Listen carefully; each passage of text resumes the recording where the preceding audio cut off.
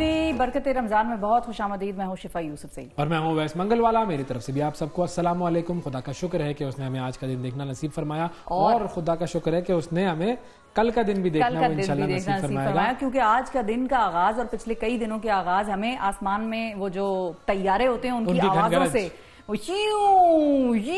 وہ آوازیں ہمیں آ رہی ہیں. شیوں والے تو نہیں ہیں بھئی ہمارے پاس, ہماری طرف تو ذرا اس کی آواز میں تو نہیں نکال سکتا, لیکن بڑی کوئی ہوائی جہاز کی ذرا وہ جو جیٹ جہاز ہوتے ہیں یا ہیلی کاپٹرز بھی ہیں ایئر وولف والا نہیں آپ کو یاد آتا ہے, کچھ الگ قسم کی آوازیں ہوتی ہیں ویسے, لیکن ان آوازوں سے ہماری آنکھ کھل جاتی ہے. سحری کر کے روزہ لگ گیا. ہاں ویسے واقعی سحری کر کے ہم لیٹتے ہیں تو 2 گھنٹے کی آنکھ لگی ہوتی ہے, اس کے درمیان یہ آوازیں ہمیں آ رہی ہوتی ہیں. اور یہ اس لیے ہے کہ یہ پریڈ کی پریکٹس کی جا رہی ہے اور 23 مارچ کی پریڈ ہے اور واوا پریڈ ہوگی.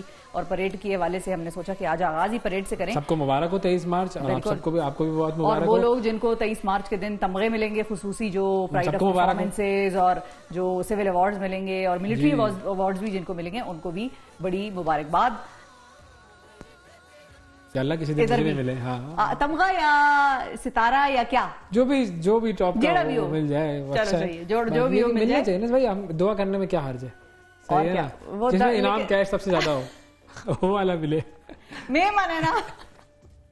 چلے ٹھیک ہے ناظرین, یہ ہم آپ لوگوں کے لیے دعا کریں. واقعی بڑی اہم بات ہے. دیکھیں 23 مارچ 1940 بالکل قرارداد پاکستان, بالکل قرارداد پاکستان جب پیش کی گئی. کہاں پیش کی گئی تھی؟ منٹو پارک. کیا ہے اب لاہور میں. یہ سب جو ہے اب یہ اس وقت یاد کرتے ہوتے تھے اور بڑا مشکل لگتا تھا. یاد ہونا چاہیے. مینار پاکستان اس کی یادگار بنایا گیا.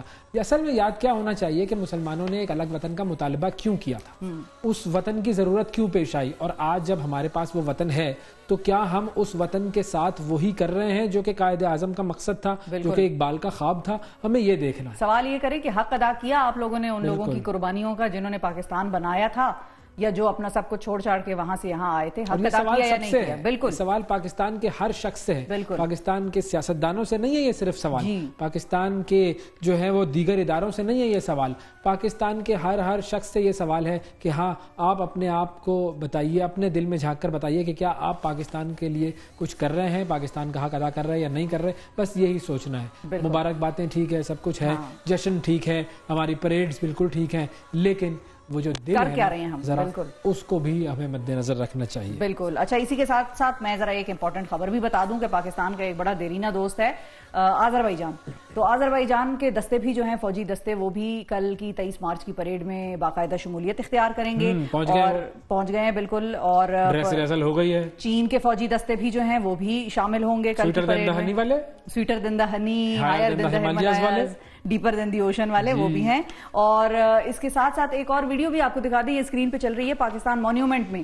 یہ بھی آذربائیجان کے پرفارمرز ہیں اور انہوں نے آذربائیجان کا ایک مطلب ان کی طرف سے ہمارے لیے 23 مارچ کے دن ایک پرفارمنس ڈیڈیکیٹ کی ہے. تو یہ بھی جو ویڈیو ہے یہ چل رہی ہے یہاں وہاں سوشل میڈیا پر, یہ وائرل ہے. اب یہ ہمارے لیے تو خوشی کا دن ہے ہی 23 مارچ, لیکن ہمیں اپنی خوشی میں بھی ہر روز ہم بات کرتے ہیں, لیکن خوشی کے موقع پر زیادہ بات کرنی چاہیے. فلسطین کو ہمیں نہیں بھولنا چاہیے. بچوں کی جو ویڈیوز آتی ہیں وہاں سے دل دہلا دینے والی ہوتی ہیں. آج بھی آپ کے لیے ایک ویڈیو میں لے کر آیا ہوں, تو ذرا یہ ویڈیو دیکھیے, پھر اس کے اوپر بات کرتے ہیں. ذرا دیکھیے کہ اس بچے کا کے ساتھ کیا ہوا ہے, کیا حال ہے اس بچے کا. جی سنوائیے جی, یہ کیا کہہ رہا ہے.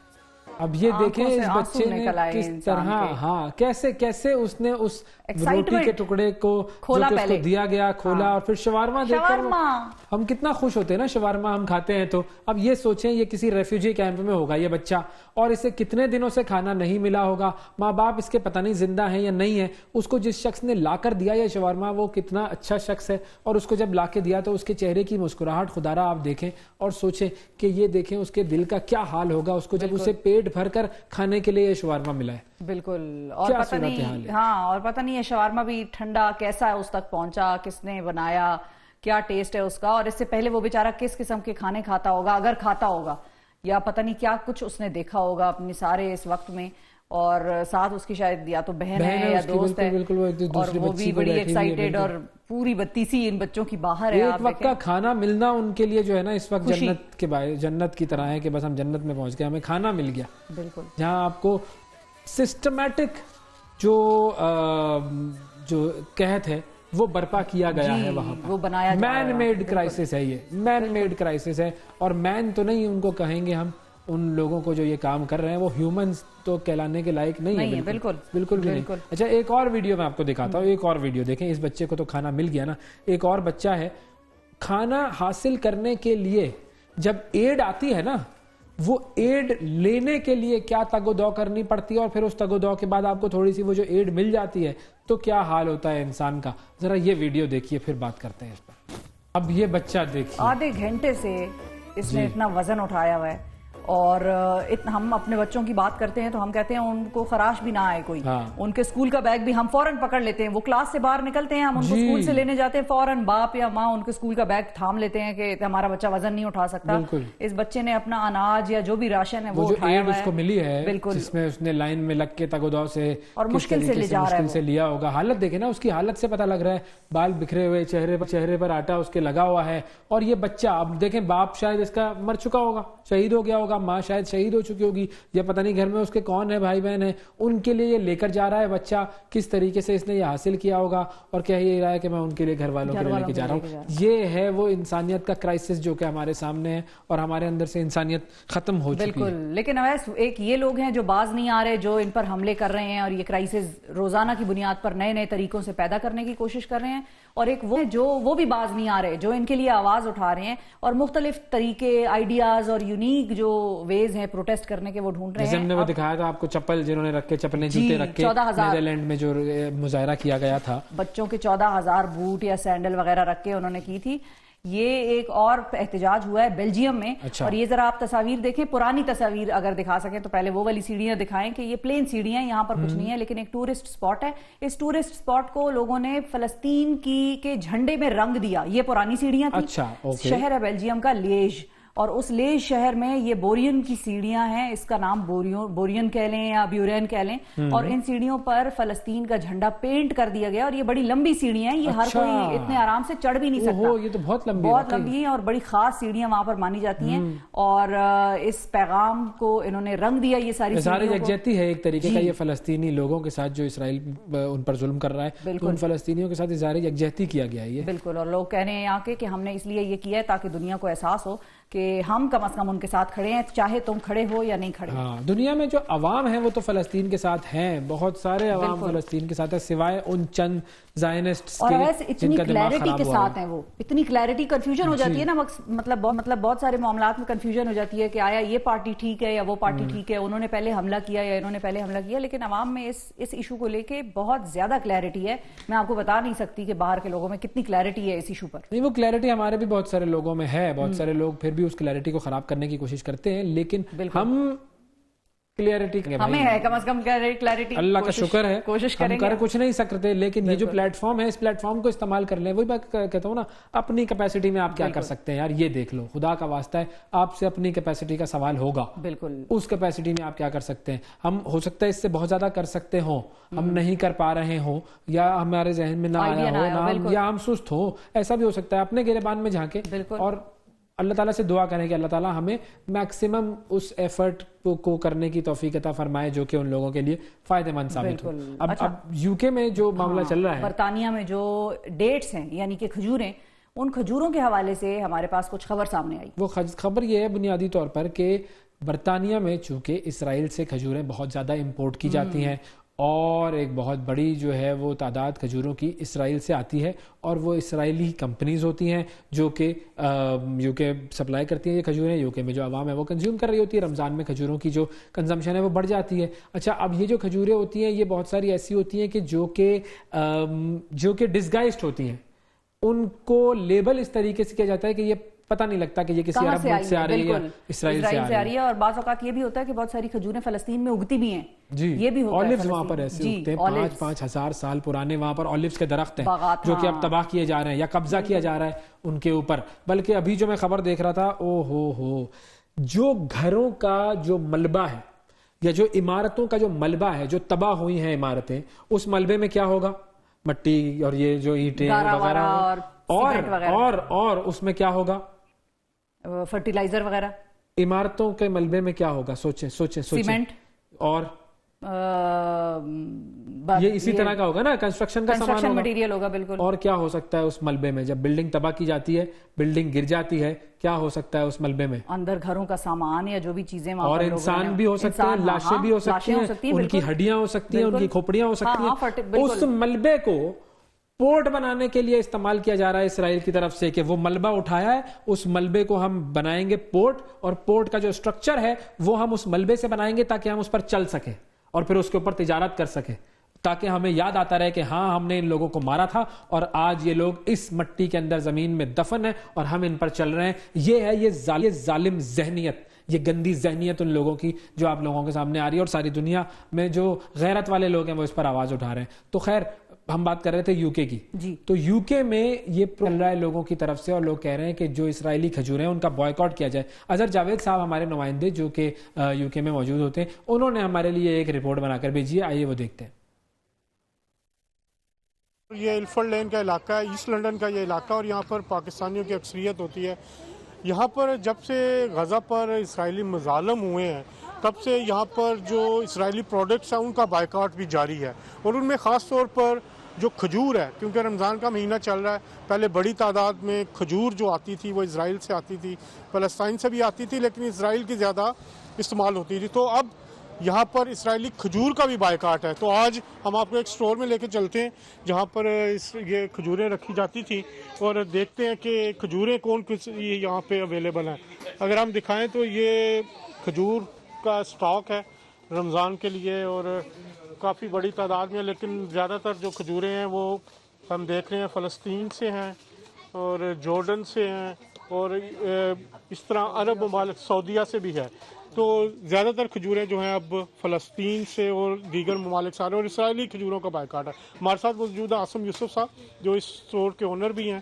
ان سے پوچھتے ہیں عاصم صاحب سے کہ عاصم صاحب, یہ پہلے ہم اسرائیلی کھجوریں دیکھا کرتے تھے لیکن اس رمضان میں ہمیں نظر نہیں آ رہی, کیا وجہ ہے؟ لیکن یہ بہت بڑی تعداد تھی اسرائیلی کھجوروں کی جو یہاں پہ لنڈن میں آتی تھی اور مختلف اسٹور سے ملتی تھی, پر جب سے یہ جو اسرائیل کا مسئلہ ہوا تب سے اسپیشلی ہماری جو مسلم کمیونٹی انہوں نے اسرائیل پروڈکٹس کا بائیکاٹ بھی کیا ہے, اور ہم نے کافی اس پہ جو ہے نا وہ اسٹرکٹ رکھا ہے کہ یہاں پہ ہمارے آپ کو جتنی بھی, جیسے آپ نے کہا کھجوریں نظر آئیں گی وہ سعودیہ کی ہیں یا جارڈن کی ہیں. یہ دکھائیں گے کون کون سی یہ کھجور بھی جو ہے یہ والی ہمیں نظر آ رہی ہے, یہ سوفرا, یہ فلسطین کی ہے بالکل دیکھیں. اور اس کے علاوہ یہ آپ کو یہاں پہ یہ جارڈن کی ڈیٹس ملے گی, یہاں پہ جو جارڈن سے آئی ہیں. اس کے علاوہ آپ کو سعودی عربیہ کی یہ ڈیٹس ہیں, یہ دیکھیں سعودی عربیہ, پروڈکٹس آف سعودی عربیہ. تو ہم بیسکلی اپنے تمام ان بھائیوں کے جذبات کی قدر کرتے ہیں, ہم بھی مسلمان ہیں تو ہم کوشش کرتے ہیں کہ ان تمام چیزوں کو جو ہے ہم یہاں پہ بالکل بائیکاٹ کریں, اور اپنی جو ہے وہ فلسطین کی یا جارڈن, یہ بھی ایک بڑی کھجور جو ہے یہ بھی فلسطین سے ہے, تو جارڈن سے ہے, جارڈن تو سے. یہ آپ کو یہاں پہ ہماری شاپ پہ کوئی ایسی پروڈکٹ نظر نہیں آئے گی. تو مسلمانوں کا رسپانس کیا ہے جو اسرائیلی پروڈکٹ؟ دیکھیں لوگ اس کو بڑا اپریشیٹ بھی کرتے ہیں. دیکھیں یہ ایک جذبات ہیں جو ہمارے مسلمانوں کے, اکثر آپ نے دیکھا ڈفرینٹ شاپس کے اوپر ڈفرینٹ جو پروڈکٹس تھیں, ڈرنکس سے لے کے اور بھی اس طرح کی جو چیز تھی جو لوگوں نے یہاں پہ رکھی ہوئی تھی, تو اب ان سب تمام چیزوں کا بائیکاٹ کیا گیا اور ان کو ریپلیس کر دیا گیا ہے دوسرے ممالک کی پروڈکٹس. اس میں اگر آپ جیسے کوئی ڈرنکس کہیں تو جیسے آپ کو جرمنی کی کوک نظر آئے گی اور ڈفرینٹ جگہوں کی چیزیں نظر آئیں گی, لیکن آپ کو اس طرح کے پروڈکٹس آپ کو یہاں پہ نہیں نظر آئے گا. اور ہم نے بھی اسی چیز کا خیال رکھا ہے, اور اپنے جو فلسطینی بھائی ہیں ان کے ساتھ ہم بالکل شریک ہیں, اور اپنی تمام چیزوں کو جو ہے بیسیکلی کوشش کی ہے کہ, اور اس اسٹور کا نام بھی انڈو پاک سپر اسٹور ہے. انڈو پاک سپر اسٹور ہے. تو زیادہ تر آپ کے پاس مسلمان بھی انڈیا اور پاکستان کے ہیں, مسلمان کا اسٹور بھی ہیں, انڈیا کے بھی ہیں, بنگلہ دیشی بھی ہیں. تو ہم تمام ان کی رسپیکٹ بھی کرتے ہیں, لیکن ہماری کوشش ہے کہ ہم اپنے مسلمان بھائیوں کے جذبات کا خیال رکھیں اور ہم بالکل اسرائیل کی پروڈکٹ کا بائیکاٹ کریں. بہت شکریہ. یہ تھے عاصم یوسف. اور بالکل ہم نے یہاں دیکھا لنڈن میں بھی خاص طور پہ فلسطین کے جو جھنڈے ہیں وہ بھی ہمیں مختلف جگہوں پہ نظر آتے ہیں. تو غزہ کے مسلمانوں کے ساتھ اظہار یکجہتی کے لیے کھجوروں کا بھی, جو اسرائیل کی کھجوریں ہیں ان کا بھی بائیکاٹ کیا گیا. جی, یہ اظہار یکجہتی ضروری ہے, یہ اظہار یکجہتی جاری رہنا چاہیے اور ہم سب کو اس میں حصہ ملانا چاہیے. وقفہ لیتے ہیں, وقفے کے بعد دوبارہ حاضر ہوں گے, ہمارے ساتھ رہیے گا.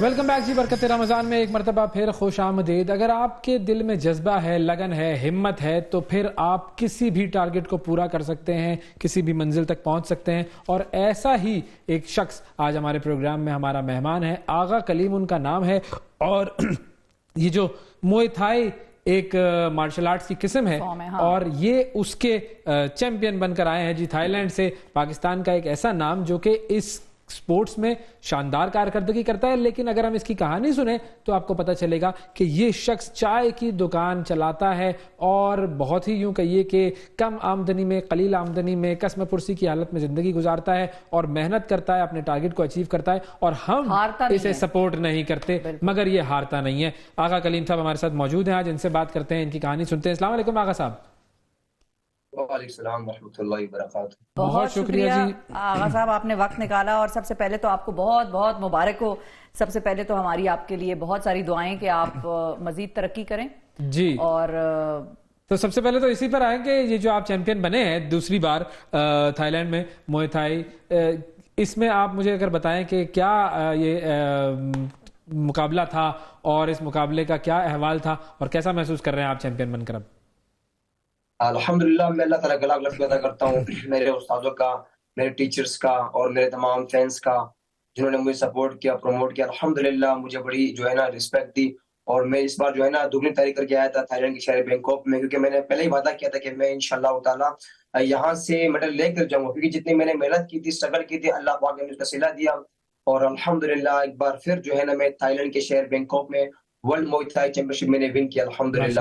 اور اس ایونٹ کو جس نے پاسبل بنایا وہ جناب میری کمپنی ہے AT ایون انٹرسل، اور ان کی جو CEO ہے سر سلیم احمد کارساز اور سر علی گیلانی، جنہوں نے مجھ پر بھروسہ کیا کہ یار آپ کر سکتے ہو. انہوں نے مجھے خود اپروچ کیا، میں نے ان کو اپروچ نہیں کیا. اتنا ان پر ٹیلنٹ پر جو ہے نا بھروسہ تھا، مجھ پر بھروسہ تھا جس کو جو ہے نا پاسبل بنایا اس ایونٹ کو.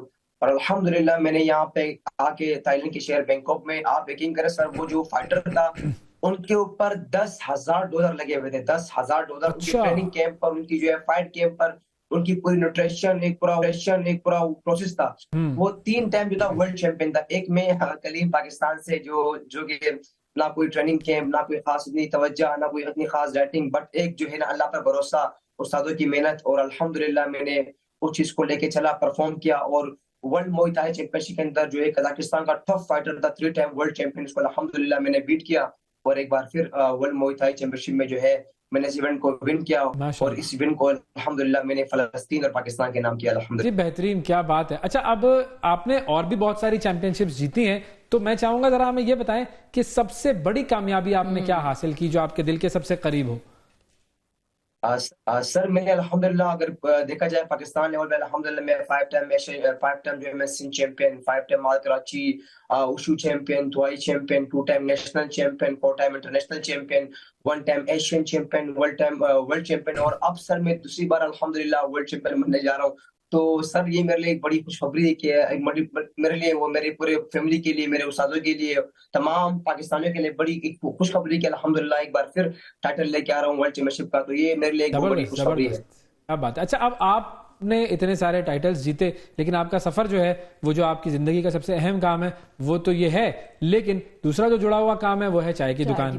اب چائے کی دکان سے سفر شروع ہوتا ہے اور چیمپئن شپ پہ پہنچتا ہے، تو یہ جو سفر ہے اس کے بارے میں بھی کچھ بتائیے. بالکل، میں بھی جو ہے نا ایک چائے کے ہوٹل پہ کام کرتا ہوں، کیونکہ جو ہمارا خاندانی کام ہے اس کو پیشہ کہتے ہیں، وہ چائے کے ہوٹل پہ کام کر رہے ہیں. میرے والد صاحب، میرے بھائی، میرے عزیز و اقارب، ہماری پوری فیملی جو ہے نا ہوٹل سے جڑی ہوئی ہے. رائٹ ناؤ الحمدللہ میں بھی کام کر رہا ہوں. تو جب میں سر بیسیکلی میرا تعلق جو ہے ویسے بلوچستان کے لیے کربلا شاہی کوٹ سے. جب میں آج 10 سال پہلے کراچی آیا تو سارا فوکس پہلے چائے پہ تھا، روزگار پہ تھا. میں جب 6 سال پہلے اکیڈمی گیا، وہاں پر میرے استاد سر اقرار ٹائیگر جو تھے، انہوں نے مجھے دیکھا کہ آپ یار 3-4 دن سے آپ آ رہے ہو، کوئی آپ کو ایڈمیشن چاہیے، کیا چاہیے؟ میں نے کہا سر ایڈمیشن چاہیے، آپ سپورٹ کرو گے تو انشاءاللہ تعالیٰ جو ہے میں پرفارم کروں گا. جو میرے اقرار ٹائیگر ہے سر استاد جو ہے، انہوں نے مجھ پر بھروسہ کیا، مجھ پر جو ہے محنت کی، اسٹرگل کیا. میں ساتھ میں 12 گھنٹے چائے ہوٹل کا کام بھی کرتا رہتا اور پھر ٹریننگ بھی کرتا رہتا تھا. تو سر یہ بڑا مشکل تھا جب آپ ایک 12 گھنٹے چائے کے ہوٹل پہ کام کرتے ہیں، پھر اس کے بعد سپورٹس کھیلتے ہیں، آپ کے پاس کوئی پروٹین نہیں ہوتی، کوئی ڈائٹ پلانر نہیں ہوتا ہے، کوئی آپ کے پاس اتنی اچھی وہ نہیں ہوتی، انکم نہیں ہوتی ہے. تو سر میں کہتا ہوں کہ بڑا مشکل کام تھا. جس طرح میں نے اس کو پاسبل کیا ہے سر, مجھے خود پر یقین نہیں ہو رہا کہ میں نے کتنی محنت کی, کتنی ہارڈ ورک کی اس کے لیے, صبح شام رات دن. مجھے بہت سے لوگوں نے ڈیموٹیویٹ کیا کہ یار آپ نہیں کر سکتے, چھوڑو یہ اپنا کام کرو, اپنے ہوٹل میں کام سنبھالو, کیا یار میں پڑی ہوئی جو ہے آپ یہ کک باکسنگ میں لگے ہو. مگر میں نے سب کی باتوں کو جو ہے نا ایک سائڈ پہ رکھا اور اس کو جو ہے نا کبھی ڈیموٹیویٹ میں نے نہیں لیا. الحمدللہ اپنے آپ کو ٹائم موٹیویٹ کرتا رہتا تھا کہ یار کہ آپ لگے رہو, اللہ پاک ایسا وقت لائے گا کہ انشاءاللہ تعالیٰ بہت جلد پاکستان میں نام کمائیں گے اور پاکستان کے کھیلتے رہیں گے. تو سر الحمدللہ مجھے بڑی خوشی ہے کہ میں نے پاکستان کے لیے اتنے ٹائٹلز ون کیے, اور میں اللہ تعالیٰ کا بڑا شکریہ ادا کرتا ہوں کہ میں نے جو ہے اتنا اچھا پرفارم کیا, اور پاکستان کے لیے الحمدللہ میں نے 2 time world champion, Asian champion اور 4 ٹائم انٹرنیشنل چیمپئن کا جو ہے ایوارڈ الحمدللہ اپنے نام کیے. تو اس سے بڑی کوئی میرے لیے خوشخبری نہیں ہے. جب آپ اتنے ہارڈ ورک کرتے ہو, محنت کرتے ہو, پھر انسان ساری اپنی تکالیف کو بھول جاتا ہے. تو آغا یہ بتائیں اتنی موٹیویشن آپ لائے کہاں سے ہیں؟ ہاں کیونکہ موٹیویشن کے بغیر کچھ نہیں ہے. اگر آپ میری موٹیویشن کی بات کریں گے تو میری موٹیویشن تھی وہ میری دادی تھی, کیونکہ اکثر جو ہے وہ مجھے کہتی تھی کہ یار بیٹا آپ نے کبھی ہمت نہیں ہارنے, لگا رہنا, محنت کرنا ہے. تو ایسا ہوا کہ مطلب میرا جو ہے ہاتھ فریکچر ہو گیا تھا, تو میں نے کسی کو بتایا نہیں کہ یار اس طرح جو میرا ہاتھ فریکچر ہو گیا فائٹ میں نے کسی کو نہیں بتایا. ظاہر سی بات ہے, ایک ماں میری جو امی تھی اور میرے ابو بڑے غصے کرتے تھے کہ یار کیا آپ یہ گیم نہیں کر رہے, میں آپ کو جو ہے نقصان ہونے جا رہا, آپ کے ہاتھ فریکچر ہو گیا. تو میں کبھی نہیں میں نے بتایا. تو اگر موٹیویشن کی بات کی جائے, موٹیویشن مجھے لوگوں نے ڈی موٹیویٹ کیا ہے, میں ڈی موٹیویشن سے موٹیویشن لیتا تھا. میرے پاس بندے آئے میرے اپنے جاننے والے, انہوں نے مجھے کہا کہ یار, میں نے کہا یار میں نے آج الحمدللہ فائٹ ون کی ہے آل کراچی میں. تو مجھے بولتے تھے بھائی اپنا کام کر یار, اس میں کیا رکھا ہوا ہے, تجھے کیا ملا, کچھ ملا, ایک میڈل ملا, تو نے اپنے 12 گھنٹے ضائع کر دیے, 13 گھنٹے ضائع کر دیے, تو ایونٹ میں گیا وہاں بیٹھا رہا اور تجھے صرف ایک ایونٹ ملا. میں نے کہا یہ ایونٹ, یہ جو میڈل ہے مجھے ملا ہے آج کراچی لیول کا ملا ہے, کل مجھے نیشنل لیول کا ملے گا. تو وہ مجھ پہ ہنستے تھے, بولتے آپ جو ہے پاگل, آپ فضول لگے ہو. تو پھر مجھے بڑا غصہ آتا رہا یار کہ یہ لوگ, میں اس سے اپنی جیت شیئر کر رہا ہوں, اپنی خوشی شیئر کر رہا ہوں, اور یہ لوگ جو ہے مجھے ڈی موٹیویٹ کر رہے ہیں. تو آپ یقین کریں اسی ڈی موٹیویشن سے میں نے موٹیویشن لی کہ یار میں کر کے دکھاؤں گا اور ان کو بتاؤں گا کہ الحمدللہ میرے میں وہ چیز ہے, آئی کین ڈو اٹ. سو یقین کریں میں اکیلا یہاں سے ہمارے جو 7 نمبر سے لے کر 9 نمبر کا گیپ ہے, تقریباً 5 کلومیٹر گیپ ہے. تو میں یہاں سے وہاں پر صرف رننگ کر کے جاتا تھا, وہ رننگ کر کے آتا تھا اپنے کلب. میرے پاس کچھ نہ بائک نہیں تھی کہ میں اس پہ جاتا تھا, میں رننگ پہ جاتا تھا, وہ رننگ پہ آتا تھا. میں نے اتنی موٹیویٹ یہی سب نے وہ, میں 1-2 بار جو ہے نا ویٹ کٹ میں بھی رننگ کرتے ہوئے گرا, میرے ساتھ میرا دوست بھی تھا نثار احمد, تو میں وہاں بے ہوش بھی ہوا تھا. تو مطلب میں نے یہ کہا کہ یار, اس نے مجھے کہا کہ اٹھو یار, آپ نے کرنا ہے یار, اگر آپ آج یہاں گر گئے ہو تو آپ آگے کچھ بھی نہیں کر سکتے ہو. تو مجھے وہاں سے موٹیویشن ملی, اور رننگ سے موٹیویشن ملی, لوگوں کی ڈی موٹیویشن سے موٹیویشن ملی. تو یہ جو ہے نا بڑی اچھی چیز ہے, آپ کو ڈی موٹیویٹ کرے تبھی آپ کو موٹیویشن ملتی ہے. تو میں ان تمام لوگوں کا بڑا شکریہ ادا کرتا ہوں کہ جنہوں نے مجھے ڈی موٹیویٹ کیا الحمدللہ, اور وہی کمال کرتے ہیں, بالکل وہی کمال کرتے ہیں, موٹیویشن سے موٹیویشن اپنی حاصل کرتے ہیں. یہ بتائیں آغا کہ یہ مینج کیسے کرتے ہیں آپ اپنا ٹائم, ایک طرف چائے کی دکان, دوسری طرف ٹریننگ, کتنے گھنٹے کی ٹریننگ ہوتی ہے؟ اگر ابھی کی بات کی جائے, میں جو ہے نا ابھی مطلب صبح جو ہے 7 سے جاتا ہوں کام پہ, صبح 7 سے شام 5 تک میں کام پہ ہوتا ہوں. پھر اس کے بعد 2-3 گھنٹے میں سوتا ہوں, 8 بجے اٹھتا ہوں, پھر جاتا ہوں 8 سے 11 تک. مطلب ہم جو ہے نا ہمارے میں اتنی انرجی نہیں ہوتی کہ ہم جو لگاتار 3-4 گھنٹے ٹریننگ کریں. مگر یہ ہوتا ہے کہ الحمدللہ ہم جو ہے 1.5 گھنٹہ جو ہمارا پورا روٹین ہوتا ہے, 1.5 گھنٹہ ہم الحمدللہ ٹریننگ کرتے ہیں. اور اس پہ جو ہے نا بڑا مشکل کام ہوتا ہے کہ آپ جو ہے نا 12 گھنٹے جب کام کرتے ہیں اور اس کے ساتھ جو ہے نا پھر یہ 3 گھنٹے ٹریننگ کرنا, تو اس کو جو ہے نا اس کو اگر آپ نے پاسبل بنانا ہوتا ہے تو آپ کے پاس اچھی ڈائٹ ہونی چاہیے, اچھی خوراک ہونی چاہیے. تو ہماری پاس وہ چیزیں اویلیبل نہیں تھی الحمدللہ. پھر بھی جب ہم نے اپنے آپ کو موٹیویٹ رکھا, کیونکہ ہمارے پاس جو اس وقت کہوا چائے تھے, پاپے تھے, اس کو دیکھ کے الحمدللہ ہم نے اپنے آپ کو موٹیویٹ کیا کہ یہ جو کہوا چائے پاپے آگے بہت کام آنے والی ہے, کیونکہ اس سے ہمارا ویٹ لوز ہوتا تھا, ہمارا ویٹ کٹ ہوتا تھا. تو بڑا مشکل تھا, اور بڑا اچھا انجوائے کے سفر کو آگے بھی انجوائے کریں گے, کیونکہ ابھی تک کوئی جو ہے نا میں سپورٹ نہیں ملے گورنمنٹ کی طرف سے. اگر گورنمنٹ کی طرف سے سپورٹ مل جائے تو پھر جو ہے ہم اچھا اس چیز کو اور بخوبی انجوائے کریں گے. اچھا ہونا یہ چاہیے کہ بندہ 3 گھنٹے کام کر رہا ہو, 12 گھنٹے پریکٹس کر رہا ہو, اپنی ٹریننگ کر رہا ہو. لیکن ہمارے یہاں دیکھیں معاملہ الٹا ہے. اگر تو حکومت کی سپورٹ آ جائے تو پھر آپ بھی اس چیز سے فائدہ اٹھا سکتے ہیں, لیکن اگر کوئی سپورٹ نہ ہو تو پھر ظاہر ہے آپ کو 12 گھنٹے کام کرنا ہے, اور اسی 3 گھنٹے کی جتنی بھی ٹریننگ آپ تھوڑی بہت کریں گے اسی سے آپ نے اپنے آپ کو اسی میں ورلڈ چیمپئن بن گیا یہ بندہ. اچھا گھر والوں کا کیا رد عمل تھا جب آپ باکسنگ میں آئے, کیونکہ دوستوں کا تو آپ نے کہا بہت سارے لوگ آپ کو ڈیموٹیویٹ کرتے تھے. پہلی فائٹ میں لوز کر دی, مجھے سلور میڈل ملا. جب میں گھر آیا میں نے اپنی والدہ کو کہا الحمدللہ میں نے جو ہے نا فائٹ کی, اس میں جو میرا فائٹ ہار گیا اور سیکنڈ جو مجھے پوزیشن ملی, تو وہ تو ظاہر سی بات ہے اس کو جو ہے نا شوق ہو گیا, یار یہ کس طرف جا رہا ہے, یہ کیا کر رہا ہے, کک باکسنگ کر رہا ہے, اس کا منہ ہاتھ ٹوٹ جائے یہ. تو مجھے مطلب بہت مشکل کا سامنا کرنا پڑا, مشکلات کا, کہ یار یہ تو جو ہے نا یہ کچھ اور. پہلے میرا کام تھا 6 گھنٹے, ٹھیک ہے, اب اس کام کو ڈبل کر دیا تاکہ یہ جو ہے نا یہ کک باکسنگ چھوڑ دے. مگر جو ہے نا میں نے پھر بھی اس گیم کو نہیں چھوڑا اور میں لگا رہا. لوگوں نے مجھے بہت منع کیا, میرے گھر والوں نے سب نے منع کیا کہ اس کو نہیں کھیلو, اب چھوڑو اپنا کام کرو. ظاہر سی بات ہے یار وہ ان کی بھی غلطی نہیں ہے, ان کو ظاہر سی بات ہے ان کو اپنے بچے کو اپنی فکر ہوتی ہے کہ اس کو انداز نہیں جائے, کہ اس کو کہیں چھوڑ نہیں آئے, کون سی ماں اپنے بیٹے کا درد برداشت کرے گی.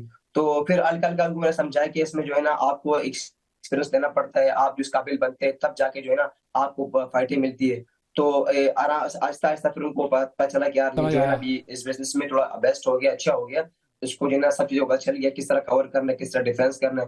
تو اب جو ہے بس وہ صرف میرے لیے دعائیں کر سکتی ہے, ٹائم دعائیں کرتی ہے کہ اللہ پاک کو کامیاب کرے, اور الحمدللہ میں جو ہے پرفارم کرتا ہوں انہی دعاؤں کی بدولت سے الحمدللہ.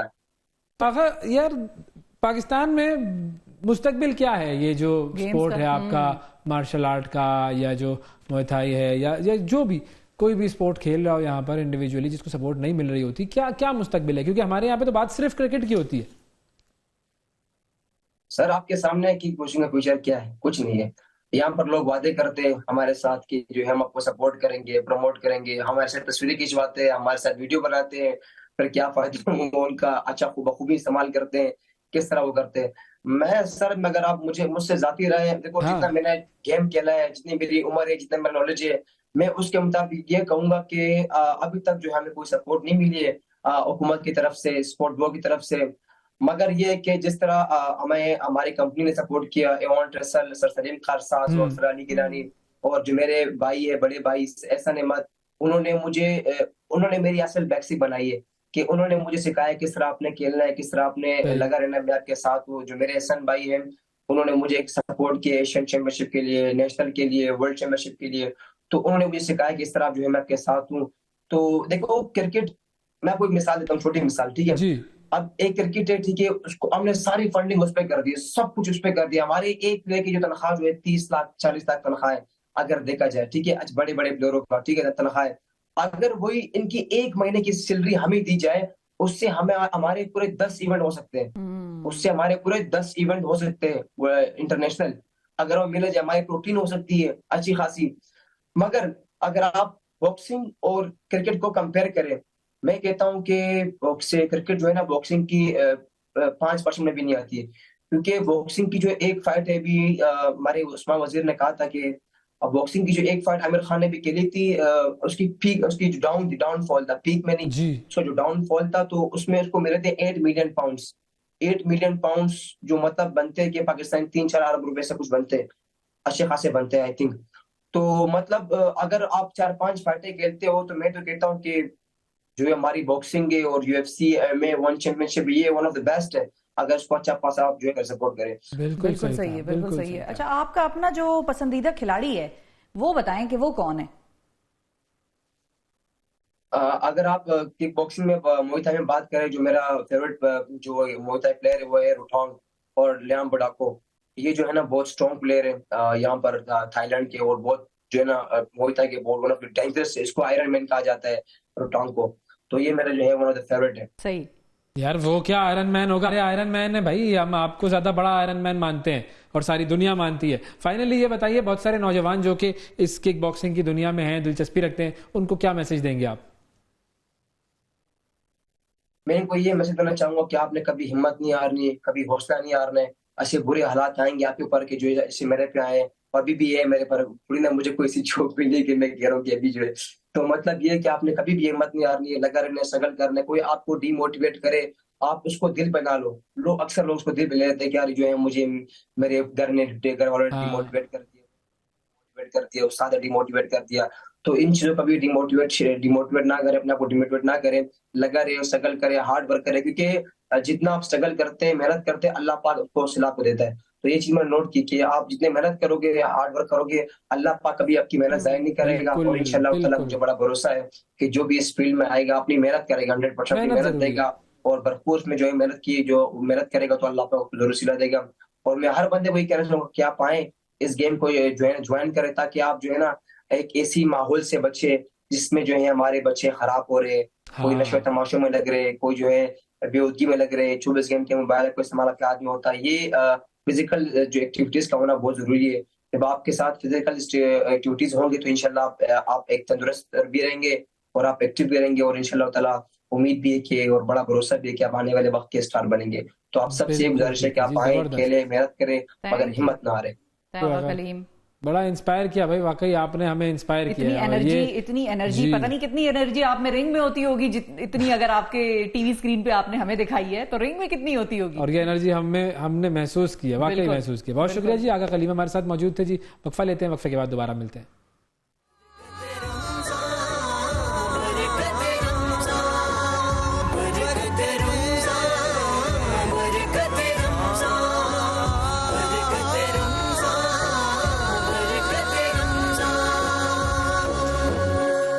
ویلکم بیک جی. کچھ پاکستان تحریک انصاف کی مشکلات کی بات کرتے ہیں. کچھ مشکلات کم ہوتی نظر آ رہی ہیں. ہاں اضافہ بھی کریں گے لیکن کم ہوتی بھی نظر آ رہی ہیں. کم ہوتی اس طرح سے کہ بانی پی ٹی آئی کے 4 کیسز میں جو ہے وہ ان کی بریت کا سلسلہ سامنے آیا ہے اور فیصلہ جو ہے ان کے حق میں آیا ہے. لیکن اس کے بعد کیا یہ سلسلہ چلتا رہے گا؟ کیا یہ ریلیف ٹل اینڈ ملے گی؟ اور کیا وہ جیل سے باہر آ سکیں گے؟ کیا پارٹی کو اس چیز کی امید ہے؟ اگر ہے تو کس بنیاد پر ہے؟ اور ساتھ ہی ساتھ ڈونلڈ لو کا بڑا معاملہ چل رہا ہے، اس پہ بھی ہم ان سے کچھ تبصرہ کروائیں گے. ہمارے ساتھ نعیم حیدر پنجوتھا صاحب موجود ہیں جو کہ پاکستان تحریک انصاف کے لیگل افیئرز کے اسپوکس پرسن ہیں. السلام علیکم. اور کمیٹی کے بھی ممبر ہیں جی. بالکل تھینک یو جی. بہت شکریہ نواز جی آپ دونوں کا جی. فارم 45 لائیں جی؟ نہیں، فارم 45 موبائل کے اندر موجود ہیں. ویسے ہر لوگ اپنی کار کے اندر لے کر پھر رہے ہیں. اچھا ایسا ہی ہونا چاہیے. ہاں جی ویسے ہی ہے جی. اب تو میرا خیال میں وہ گلے میں لٹکا لینا چاہیے. یہ ہوا کیا؟ یہ پارٹی میں اتنے سارے وکیلوں کی بھرمار، سارے وکلا جو ہیں وہ دیکھیں اگر وکیلوں نے فیصلہ کرنا ہو نا، وکیلوں نے فیصلہ کرنا ہوتا تو پھر تو بیٹھ کے آپس میں کر لیتے. لیکن اگر فیصلہ عدالت نے کرنا ہے تو پھر عدالت کے اندر ہی جانا ہے یا الیکشن کمیشن کے پاس جانا ہے. اب الیکشن کمیشن عدالت کے پاس بھیجتی ہے، عدالت کہتی ہے نہیں الیکشن میں جائیں، الیکشن کمیشن کہتا ہے نہیں ٹرائبیونل میں چلے جائیں، تاکہ ٹرک کی بتی کے پیچھے لگے رہیں اور تب تک جو ہے وہ ٹینیور پورا ہو جائے. جنہوں نے بیٹھنا ہے مسند کے اوپر وہ بیٹھے رہیں. اچھا اب جو ریلیف ملا ہے، پی ٹی آئی والوں نے بڑا سیلیبریٹ بھی اس کو کیا کہ بانی پی ٹی آئی کے 2 کیسز میں پہلے ریلیف ہوا، پھر اگلے دن دوبارہ 2 کیسز میں ریلیف ہوا. آپ وہ مقدمے لڑ بھی رہے تھے. جی بالکل. اب خوشی کی بات تو ہے ایک حد تک، لیکن کیا اسی خوشی پر بینک کرتے ہوئے یہاں تک امید آپ لوگوں کو آ گئی ہے کہ وہ جیل سے باہر آ جائیں گے؟ کیونکہ وہ جن سیریس مقدموں میں جیل میں ہیں وہ مقدموں کی نوعیت ڈیفرنٹ ہے ان سے جن میں وہ چھوٹے چھوٹے مقدمے، ان میں بریت کا کیا فائدہ؟ توڑ پھوڑ ہو گئی یا یہ والا سلسلہ؟ نہیں، بڑا اہم معاملہ ہے. اس کی ریزن یہ ہے کہ فار ایگزامپل اس وقت عمران خان صاحب کے اوپر ایک دن میں یہ کوئی 19 FIRs درج ہوئی تھیں جب لانگ مارچ کی انہوں نے کال دی تھی. سب سے پہلا پوائنٹ اٹھانے والا یہ ہے کہ کسی کے اوپر بھی بے گناہ FIR کیوں درج ہو؟ اور اگر اس کے اوپر کسی کے اوپر بھی کبھی بھی ہو سکتی ہے نا. نہیں دیکھیں، FIR درج ہونے کا جو پروسیس ہے اس سے اگر پیچھے آپ چلے جائیں تو آپ کے پاس ایک اپلیکیشن آتی ہے، فار ایگزامپل کوئی SHO ہے تھانے کا. اب اس SHO نے دیکھنا ہے کہ کیا واقعی یہ وقوع ہوا ہے یا نہیں ہوا. یہاں پر یہ کیا ہے، یہ پولیٹیکل مقدمات ہیں کہ عمران خان نے اگر پرامن احتجاج کی کال دی ہے تو پہلے ہی دفعہ 144 لگا دی جاتی ہے اور پھر FIR درج کر دی جاتی ہے. FIR کا کوئی جواز بنتا ہے نا. اب آپ نے اگر 200 کے قریب کیسز بنائے ہیں جن میں سے زیادہ کیسز 109 کے رول کے ہیں. 9 مئی بھی 9 مئی جو سارا اس کے اوپر بھی جو کیسز بنائے گئے ہیں خان صاحب کے اوپر، ان سب میں 109 کا رول ہے. 109 کا رول یہ ہے کہ مطلب مشورے کے اوپر عمران خان صاحب کی ماں کے اوپر جلاؤ گرا ہوا، توڑ پھوڑ ہوئی. 9 مئی کے مقدمات میں بھی عمران خان صاحب کی ضمانتیں مختلف مقدمات میں ہو چکی ہیں، ابھی کچھ مقدمات رہ گئے. اسی طرح یہ جو کیسز تھے 4، یہ بھی پرامن احتجاج تھا جس کے اوپر مقدمات 19 کے قریب ایک دن میں درج کر دیے گئے. صرف خان صاحب پہ نہیں، تمام لیڈرشپ کے اوپر، اور کسی کے اوپر 13 علی امین گنڈا پور، ان کے اوپر 13 مقدمات. ان کا اریسٹ وارنٹ بھی ویسے جاری ہوا ہے. وہ تو وارنٹ نکالتے ہی رہیں گے نا، کیونکہ ایک طرف اگر جو ہے وہ مسند پر بٹھانے والے لوگ جو چور جن کا قصور ہے ان کو کوئی چھیڑنے والا نہیں ہے. قصور صرف اس کا ہے جو عمران خان کے ساتھ کھڑا ہے.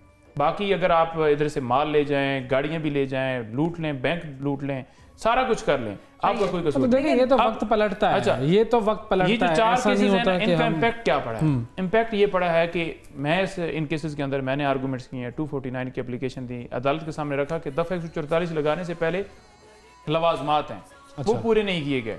مثال کے طور پر پبلیکیشن ہے کرنی ہے کہ دفعہ 144 اس وجہ سے لگا رہے ہیں، کوئی ایسا پروسیس نہیں کیا گیا. پھر جو ایس ایچ او ہے اس کی مدعیت میں یہ مقدمہ درج ہو رہا ہے تمام مقدمے، تو وہ اس کے پاس پاور نہیں ہے کہ دفعہ 144 ایک میجسٹریٹ جو ہے وہ لگاتا ہے ڈسٹرکٹ میجسٹریٹ، اور اس کی مدعیت میں ایک پروسیس ہے وہ فالو کرنا ہے، کوئی نہیں ہوا. پھر کوئی ایویڈنس نہیں ہے ریکارڈ، کیونکہ عمران خان سے کوئی انہوں نے جو ہے وہ گولی برآمد کی ہو، کوئی ڈنڈا برآمد کیا ہو، کوئی اس طرح کی چیز ریکارڈ کے اوپر آئی ہو. تو جب ایسی چیزیں بھی نہیں ہیں ریکارڈ کے اوپر، تو عدالت نے دیکھا کہ کوئی ایویڈنس نہیں ہے، کوئی شواہد نہیں ہے، کوئی گواہ نہیں ہے، کوئی پتہ نہیں ریڈی والا لے کر آیا، کوئی پان والا لے کر آیا، اور انہوں نے کہا جی ہم کھڑے تھے، ہم نے دیکھا جی بالکل گولی آئی، ڈنڈا آیا، فلاں آیا. ایویڈنس ہے ہی نہیں کہ عمران خان کب کہہ رہے ہیں کہ آپ جا کر توڑ پھوڑ کرو. آپ نے تو یہ کیس بنایا نا، تو اس بنیاد کے اوپر 4 کیسز بری ہو گئے. اب کتنے کیسز ہیں؟ اب جن میں اندر ہیں وہ بڑے کیس اہم نوعیت کے ہیں. 4 کیسز جن میں اس وقت خان صاحب کی جو ہے گرفتاری ڈالی گئی ہوئی ہے. 3 کیسز ایسے ہیں جن میں خان صاحب کو سزا دی گئی. وہ 3 کیسز کون سے ہیں؟ ایک عدت کے دوران نکاح والا کیس ہے، ایک ہے سائفر کیس، اور ایک ہے توشہ خانہ کیس. ان تینوں کیسز کے اندر جو اپیلیں ہیں وہ فائل ہوئی ہیں، لیکن عدالت کے اندر معاملہ لٹکایا جا رہا ہے. جیسے کیسز تیزی کے ساتھ ڈیسائیڈ کیے گئے تھے نا، سزائیں سنائی گئی تھیں، اس طرح سے کیسز جو ہیں وہ ان کی سنوائی اپیلوں میں نہیں ہو رہی، ان کی ضمانت کے حوالے سے نہیں ہو رہی. 3 کیسز کے ساتھ چوتھا جو کیس ہے القادر ٹرسٹ کیس، اس میں بھی ضمانت اپلائی ہوئی ہے. لیکن اس میں ضمانت کی سماعت اب لاسٹ ہیئرنگ کے اوپر وہ کہتے ہیں نیب والے کہ ہم نے ریٹن جواب جمع کروانے. ہاں عمران خان کو سزا دینی ہو تو 3-3 4-4 ٹیمیں آ جاتی ہیں اور ان کو جو ہے وہ کتنے عرصے تک یہ سارا سلسلہ چل سکے گا کہ بھائی چلو 1 مہینہ 2 مہینہ اور پھر اس کے بعد تو معاملہ آئے گا نا عدالت میں. دیکھیں معاملہ عدالت میں ہی ہے، اور عدالت میں ہماری اپیلیں زیر التوا ہے، ضمانت والا معاملہ بھی ہے، لیکن عدالت میں بہانے بنائے جاتے ہیں، لٹکایا جاتا ہے. کبھی پراسیکیوٹر نہیں ہے، کبھی جج صاحب نہیں ہے. یہ بہانے میں پوچھ رہا ہوں کتنے عرصے تک چل پائیں گے آپ کے خیال میں قانونی طور پر؟ دیکھیں قانونی طور پر دیکھا جائے تو 1 منٹ بھی خان صاحب کو اندر جیل میں نہیں رکھا جا سکتا، کیونکہ سارے کیسز جھوٹے ہیں. اور اگر یہ پروسیجر تو ہر شخص یہی کہے گا نا، مطلب میرے اوپر بھی کوئی کیس ہوگا تو میں یہی کہوں گا جھوٹا ہے. دیکھیں کل 4 ہو گئے نا، تو اگر آپ نے ایک شخص کو جس کو سیکیورٹی کے خدشات الگ، اس کے اوپر وزیر آباد میں حملہ ہوا ہے الگ، وہ ساری چیزیں ہیں، اور آپ اس کو ڈسٹرکٹ کورٹ میں 19 مقدمات میں بار بار آپ پیش کر رہے ہیں کہ آج پری ٹیسٹ بیل ہے، آج آرگومنٹس ہونے ہیں، آج کنفرمیشن کے لیے فائنل آرگومنٹس ہونے ہیں، آج سرکار اویلیبل نہیں ہے. وہ 10 دفعہ اپنا جان کا رسک لے کر جتنی مشینری ہے وہ استعمال ہوتی ہے، ایس ایس پی لگ رہے ہیں، ایس پی لگ رہے ہیں، اور اس کے بعد 1.5 سال کے بعد جا کر یہ فیصلہ ہو کہ وہ مقدموں کے اندر جان نہیں تھی، وہ جھوٹے ہیں. تو یہ کیس بھی اسی طرح سے ہے، یہ سارے سیاسی کیسز ہیں. آپ دیکھیں گے لیکن یہ امید کیسے ہے آپ لوگوں کو کہ وہ باہر نکل آئیں گے؟ یہ ہے آئیڈیا اس وقت پی ٹی آئی کا جس پہ آپ لوگوں نے دیکھیں ہمارا فوکس جو ہے نا پہلے دن سے ہے کہ عمران خان صاحب کے کیسز جو ہے نا ان میں ان کی ضمانتیں ہیں، اور اب نہیں ڈیل کا کوئی ایلیمنٹ نہیں ہے. ڈیل نہ عمران خان کریں گے. میری ملاقات ہوئی ان سے لاسٹ میری 4-5 دن 6 دن پہلے ملاقات ہوئی، تو ہمیشہ جب بھی بات ہوئی ہے تو وہ کہتے ہیں کہ ڈیل کیوں کروں گا میں. ایک سیکنڈ، فیاض الحسن چوہان صاحب نے ٹویٹ کی ہے، انہوں نے کہا ہے کہ اندر سے خبریں ایسی آ رہی ہیں کہ خان صاحب کو کہا گیا کہ خان صاحب نے کہا کہ میں باہر جانے کے لیے تیار ہو گیا ہوں، لیکن میں امریکہ یا برطانیہ جاؤں گا. تو انہوں نے کہا نہیں جی آپ سعودی عرب جائیں گے. یہ کیا سلسلہ ہے؟ دیکھیں یہ جو فیاض الحسن چوہان صاحب ہیں بالکل جھوٹ بولتے ہیں، پہلے بھی ان کا یہ وتیرہ رہا ہے. اور اگر ان کی تھوڑی سی بیک گراؤنڈ کے اوپر ان کی باتیں سن لیں تو یہی سب سے بڑا زیادہ چلانے والے تھے جی کہ 9 مئی کا واقعہ کیا گیا، اس میں مولانا فضل الرحمان کے لوگ تھے، فلاں تھے، انہوں نے اٹیک کرایا، اس نے کرایا، یہ ہمارے اوپر اٹیک ہوا ہے، ہمارے ورکرز کو گرفتار کیا گیا، یہ بہانہ تھا. جو ہی وہ چھوڑتے گئے اس کے بعد انہوں نے عمران خان صاحب کے اوپر اٹیک شروع کر دیا کہ یہاں پر ان کے بیان کی کوئی ویلیو نہیں ہے. جو بندہ خود ہی اپنے بیان سے پھر جاتا ہے اس کی کیا ویلیو رہ جاتی ہے. اچھا اب جو آپ لوگوں کی پارٹی کے اندر جو معاملات چل رہے ہیں، وکیل وہ ورسز سیاستدان، جی یہ کیا ہو رہا ہے؟ آپ لوگ دیکھیں ایک لیڈر جو ہوتا ہے نا وہ سپریم لیڈر ہوتا ہے پارٹی کا، اس کی ڈائریکشن ہوتی ہے. اب یہ کیا ہوا کہ ایک لیڈر جیسے جیل میں گیا تو آپسی لڑائیاں ہونے شروع ہو گئی، رنجشیں ہونے شروع ہو گئی، پھر بعد میں وہ گلے بھی مل رہے ہوتے ہیں لوگ، پھر بعد میں بیانات بھی دے رہے ہوتے ہیں. اور جو عمران خان کا صاحب کی بہن صاحبہ ہیں انہوں نے مختلف معاملات پر جو ہے وہ آواز اٹھانی شروع کی ہوئی ہے. ہر طرف کیوس ہے آپ کی پارٹی میں اس وقت. دیکھیں اس آپ کے سوال سے پہلے میں تھوڑا سا جواب پچھلا کنکلوڈ کروں. خان صاحب کے جو 4 کیسز ہیں وہ ہم امید رکھتے ہیں کہ وہاں پر اپیلیں ہیں، جو ہی وہ فیصلہ ہو جائے گا، خان صاحب کی سزائیں معطل ہو جائیں گی تو پھر کوئی ایسا کیس نہیں بچتا ہے جس میں خان صاحب کی گرفتاری ہو. خان صاحب کو رہا کر دینا چاہیے، ادروائز کوئی نیا ایک کیس نہ درج کر دیں، 3 MPO کے تحت گرفتار نہ کر دیں. 9 کیسز ایسے ہیں جیسے 6 کیسز اسلام آباد میں اور 3 کیسز لاہور میں جن میں خان صاحب کی پری ٹیسٹ بیلز چل رہی ہیں. وہ بیلز بھی انشاءاللہ کنفرم ہو جائیں گی. کیسز کی نوعیت یہ ہے. اور دوسرا سوال اب جو آپ نے کیا ہے بیانات کے حوالے سے، دیکھیں اختلاف ہو سکتا ہے، آپ کا ان سے ہو سکتا ہے، میرا آپ سے ہو سکتا ہے. دیکھیں وہ ضرور آپ کی بات ٹھیک ہے کہ کوئی بھی اگر کوئی بات ہو تو وہ کور کمیٹی کے اندر ہو, ہماری انٹرنل معاملات میڈیا کے اوپر نہیں ہونے چاہیے, اور اس کے اوپر کور کمیٹی نے بھی یہ بات, میں کیونکہ ممبر ہوں اس کا, اور یہ بات کی گئی ہے, اور اس کے اوپر یہی کہا گیا کہ آپ نے کوئی بیان بھی دینا ہے تو آپ مہربانی کیے گزر, ہر ایک کے جذبات ہوتے ہیں, بندہ میڈیا کے اوپر بات کرتے ہیں. افضل صاحب تو کہتے ہیں کہ جی ہمارے باپ نہ بنے, ہم جو چاہیں گے کہیں گے, یہ بات بھی ان کی طرف سے ہے نا. دیکھیں ورکر کے حوالے سے ان کا بیان آیا تھا کہ کچھ لوگ اس حقائق جانتے نہیں ہیں اور بلا وجہ تنقید کرتے رہتے ہیں. بعد میں انہوں نے اس کے اوپر معذرت بھی کی کہ میں معافی چاہتا ہوں, معافی مانگتا ہوں کہ اگر کسی ورکر کی دل آزاری ہوئی ہے. اب علیمہ خانم یا برسٹر گور صاحب کے حوالے سے جو سٹیٹمنٹس آپ کہہ رہے ہیں, تو جو خان صاحب سٹیٹمنٹ دیتے ہیں, بیان دیتے ہیں, جو خان صاحب بات کرتے ہیں, ہمیں کہتے ہیں جا کر بات کریں, تو ہمارا حق بنتا ہے اس کے اوپر بات کرنا. فلسطین کا معاملہ ہو, بالکل کلیئر موقف ہے کہ ہم فلسطین کے ساتھ کھڑے ہیں. یہ ایک پراپوگنڈا کیا جا رہا ہے پاکستان تحریک انصاف کے خلاف. اسمبلی میں شور وور تو مچایا تھا نا. دیکھیں پہلی بات تو یہ ہے نا کہ قرارداد کا پتہ چلے کہ کون سی قرارداد ہے, اس کا بیک گراؤنڈ کیا ہے. اگر آپ وہاں پر قرارداد اچانک سے کہیں کہ ہم قرارداد پیش کر رہے ہیں تو اس میں آپ ہاں بولیں یا نہ بولیں, پتہ ہی نہ ہو. ایجنڈے میں شامل ہوتا ہے نا کہ آج یہ ایجنڈا ہوگا, اس کے اندر یہ قراردادیں ہوں گی, تو جب آپ ایجنڈے کے اندر شامل ہی نہیں کریں گے اور اچانک سے کوئی ڈاکومنٹ لے کر آ جائیں گے تو ظاہری بات ہے پوچھنا حق بنتا ہے. تو انہوں نے یہ کہا تھا کہ آپ کا اسد قیصر صاحب کا انہوں نے کوئی سٹیٹمنٹ نہیں چلائی, انہوں نے کہا تھا کہ جوائنٹ جو ہے وہ اس کے اوپر ریزولوشن ہو, اور اس حوالے سے انہوں نے یہ بات کی. اس کے اوپر جو ہے وہ ہمارا موقف بالکل کلیئر ہے کہ ہم تو فلسطین کے ساتھ کھڑے ہیں. عمران خان نے اندر بیٹھ کے میرے ساتھ بات کی ہے کہ کسی صورت ہم اسرائیل کو قبول نہیں کر سکتے, کیونکہ اسرائیل جو ہے وہ قائد اعظم محمد علی جناح نے بھی اس وقت سیم ورڈ وہ بولتے ہیں, اور دوسرے نمبر پر وائر لیڈر وہ ہیں جو انہوں نے بڑے ایک ڈیفرنٹ لفظ استعمال کیے تھے. وہ کیا الفاظ تھے؟ وہ یہ الفاظ تھے, انہوں نے کہا تھا کہ جو وہاں پر فلسطین میں ظلم و جبر ہو رہا ہے مسلمانوں کے اوپر, ہماری بہنوں, خواتین, بچوں کے اوپر, ہسپتالوں کے اوپر جو اٹیک کیے جا رہے ہیں, انہوں نے کہا کہ کچھ لوگ جو ہے نا وہ اسے کہہ رہے ہیں کہ یہ جنگ ہے. میں نہیں یہ کہتا کہ یہ جنگ ہے, کیونکہ جنگ ہوتی ہے جب وہاں پر دو طرفہ ہو, کہ وہاں پر بچے بھی ہتھیار لے کر کھڑے ہوں, وہاں پر ٹینک ہو, وہاں پر ساری چیزیں ان کے پاس ہوں, وہ سارا کر رہے ہوں, وہ ادھر سے اٹیک کر رہے ہوں. یہاں پر تو یک طرفہ یلغار کی جا رہی ہے. جب اس طرح کا ایک لیڈر اس طرح کے بیانات اندر بیٹھ کے جیل میں بھی دے رہا ہے, جو اسے پتہ ہے, انہوں نے بڑا دو ٹوکا ہے کہ نواز شریف بالکل ڈیل کر کے آئے, امریکہ اور انڈیا آتی ہی اس نے انڈیا کے حق میں بیان دیا ہے, اور اس نے فلسطین کے حق میں. عمران خان صاحب نے بھی کہا تھا کہ میں چاہتا ہوں کہ جی مودی جیتے وہاں سے. دیکھیں بات یہ ہے کہ عمران خان صاحب کے حوالے سے ہمیشہ سٹیٹمنٹس یہ دی جاتی ہیں کہ وہ امریکہ کے ساتھ کہتے ہیں جی کہ ہم تعلقات بنائیں گے.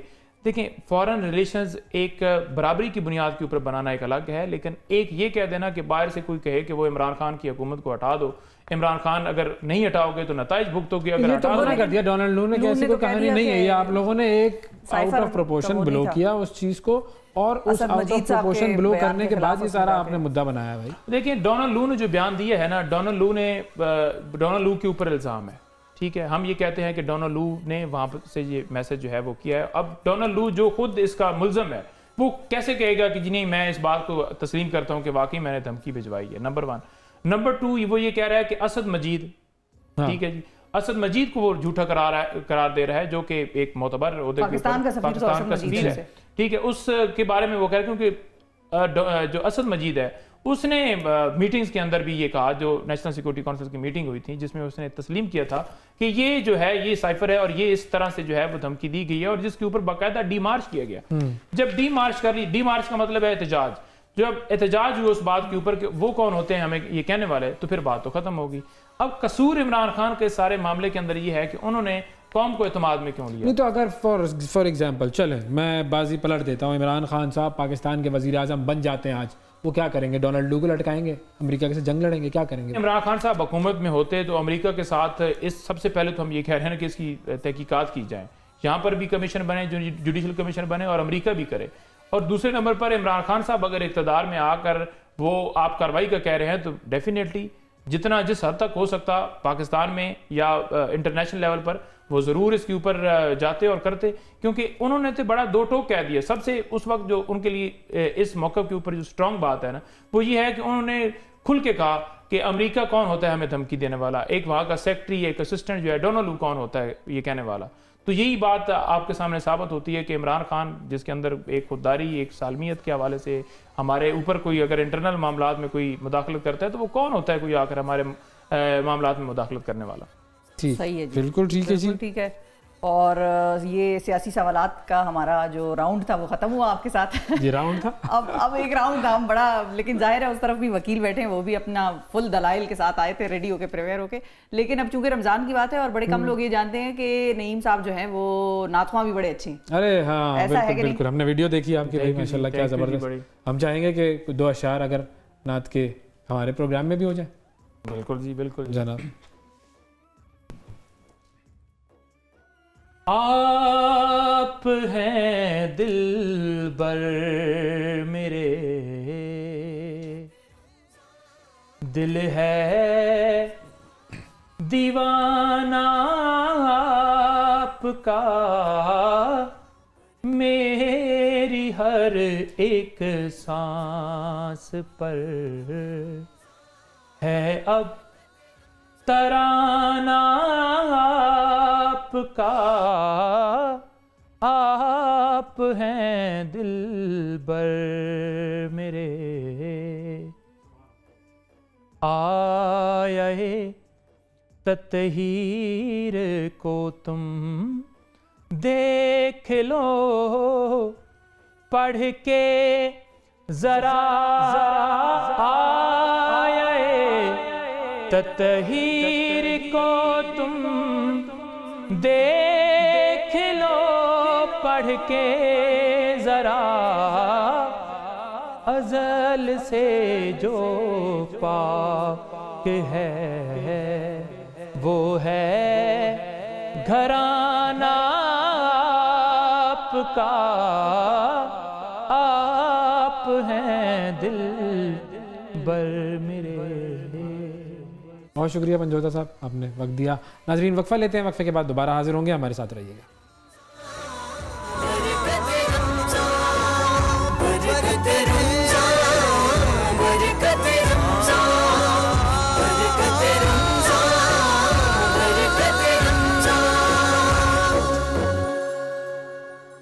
ویلکم بیک جی. برکت رمضان میں ایک مرتبہ پھر خوش آمدید. ہم کیا اپنے بچوں کی حفاظت کر پا رہے ہیں یا نہیں؟ لاہور میں ایک شخص کو سزا سنائی دی گئی ہے 29 سال کی, بالکل, اور یہ 29 سال کی سزا اسے اس جرم میں سنائی گئی ہے کہ اس نے ایک مائنر بچی کے ساتھ, چھوٹی بچی کے ساتھ جنسی زیادتی کی, اس کا جنسی استحصال کیا. اب یہ واقعات ہمارے پاس ہر تھوڑے دن کے بعد کچھ عرصے میں یہ خبریں آتی رہتی ہیں کہ کسی بچی کی یا کسی چھوٹے بچے کی لاش کہیں سے ملی ہے.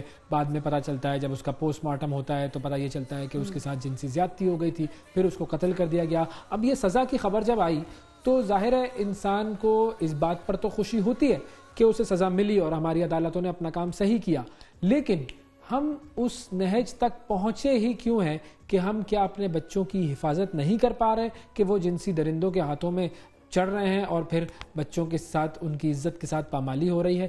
یہ معاملہ کیوں ہے اور کیسے اس کو روکا جا سکتا ہے اور کیا وجوہات ہیں اس کی, اس پر ہم بات کریں گے. طہا ابن جلیل ہمارے ساتھ موجود ہیں, موٹیویشنل سپیکر ہیں, لائف کوچ ہیں, اسلامک اورینٹیشن کے ساتھ یہ تمام معاملات دیکھتے ہیں اور ینگسٹرز میں کافی مقبول ہیں. ان سے ہم بات کرتے ہیں. السلام علیکم طہا.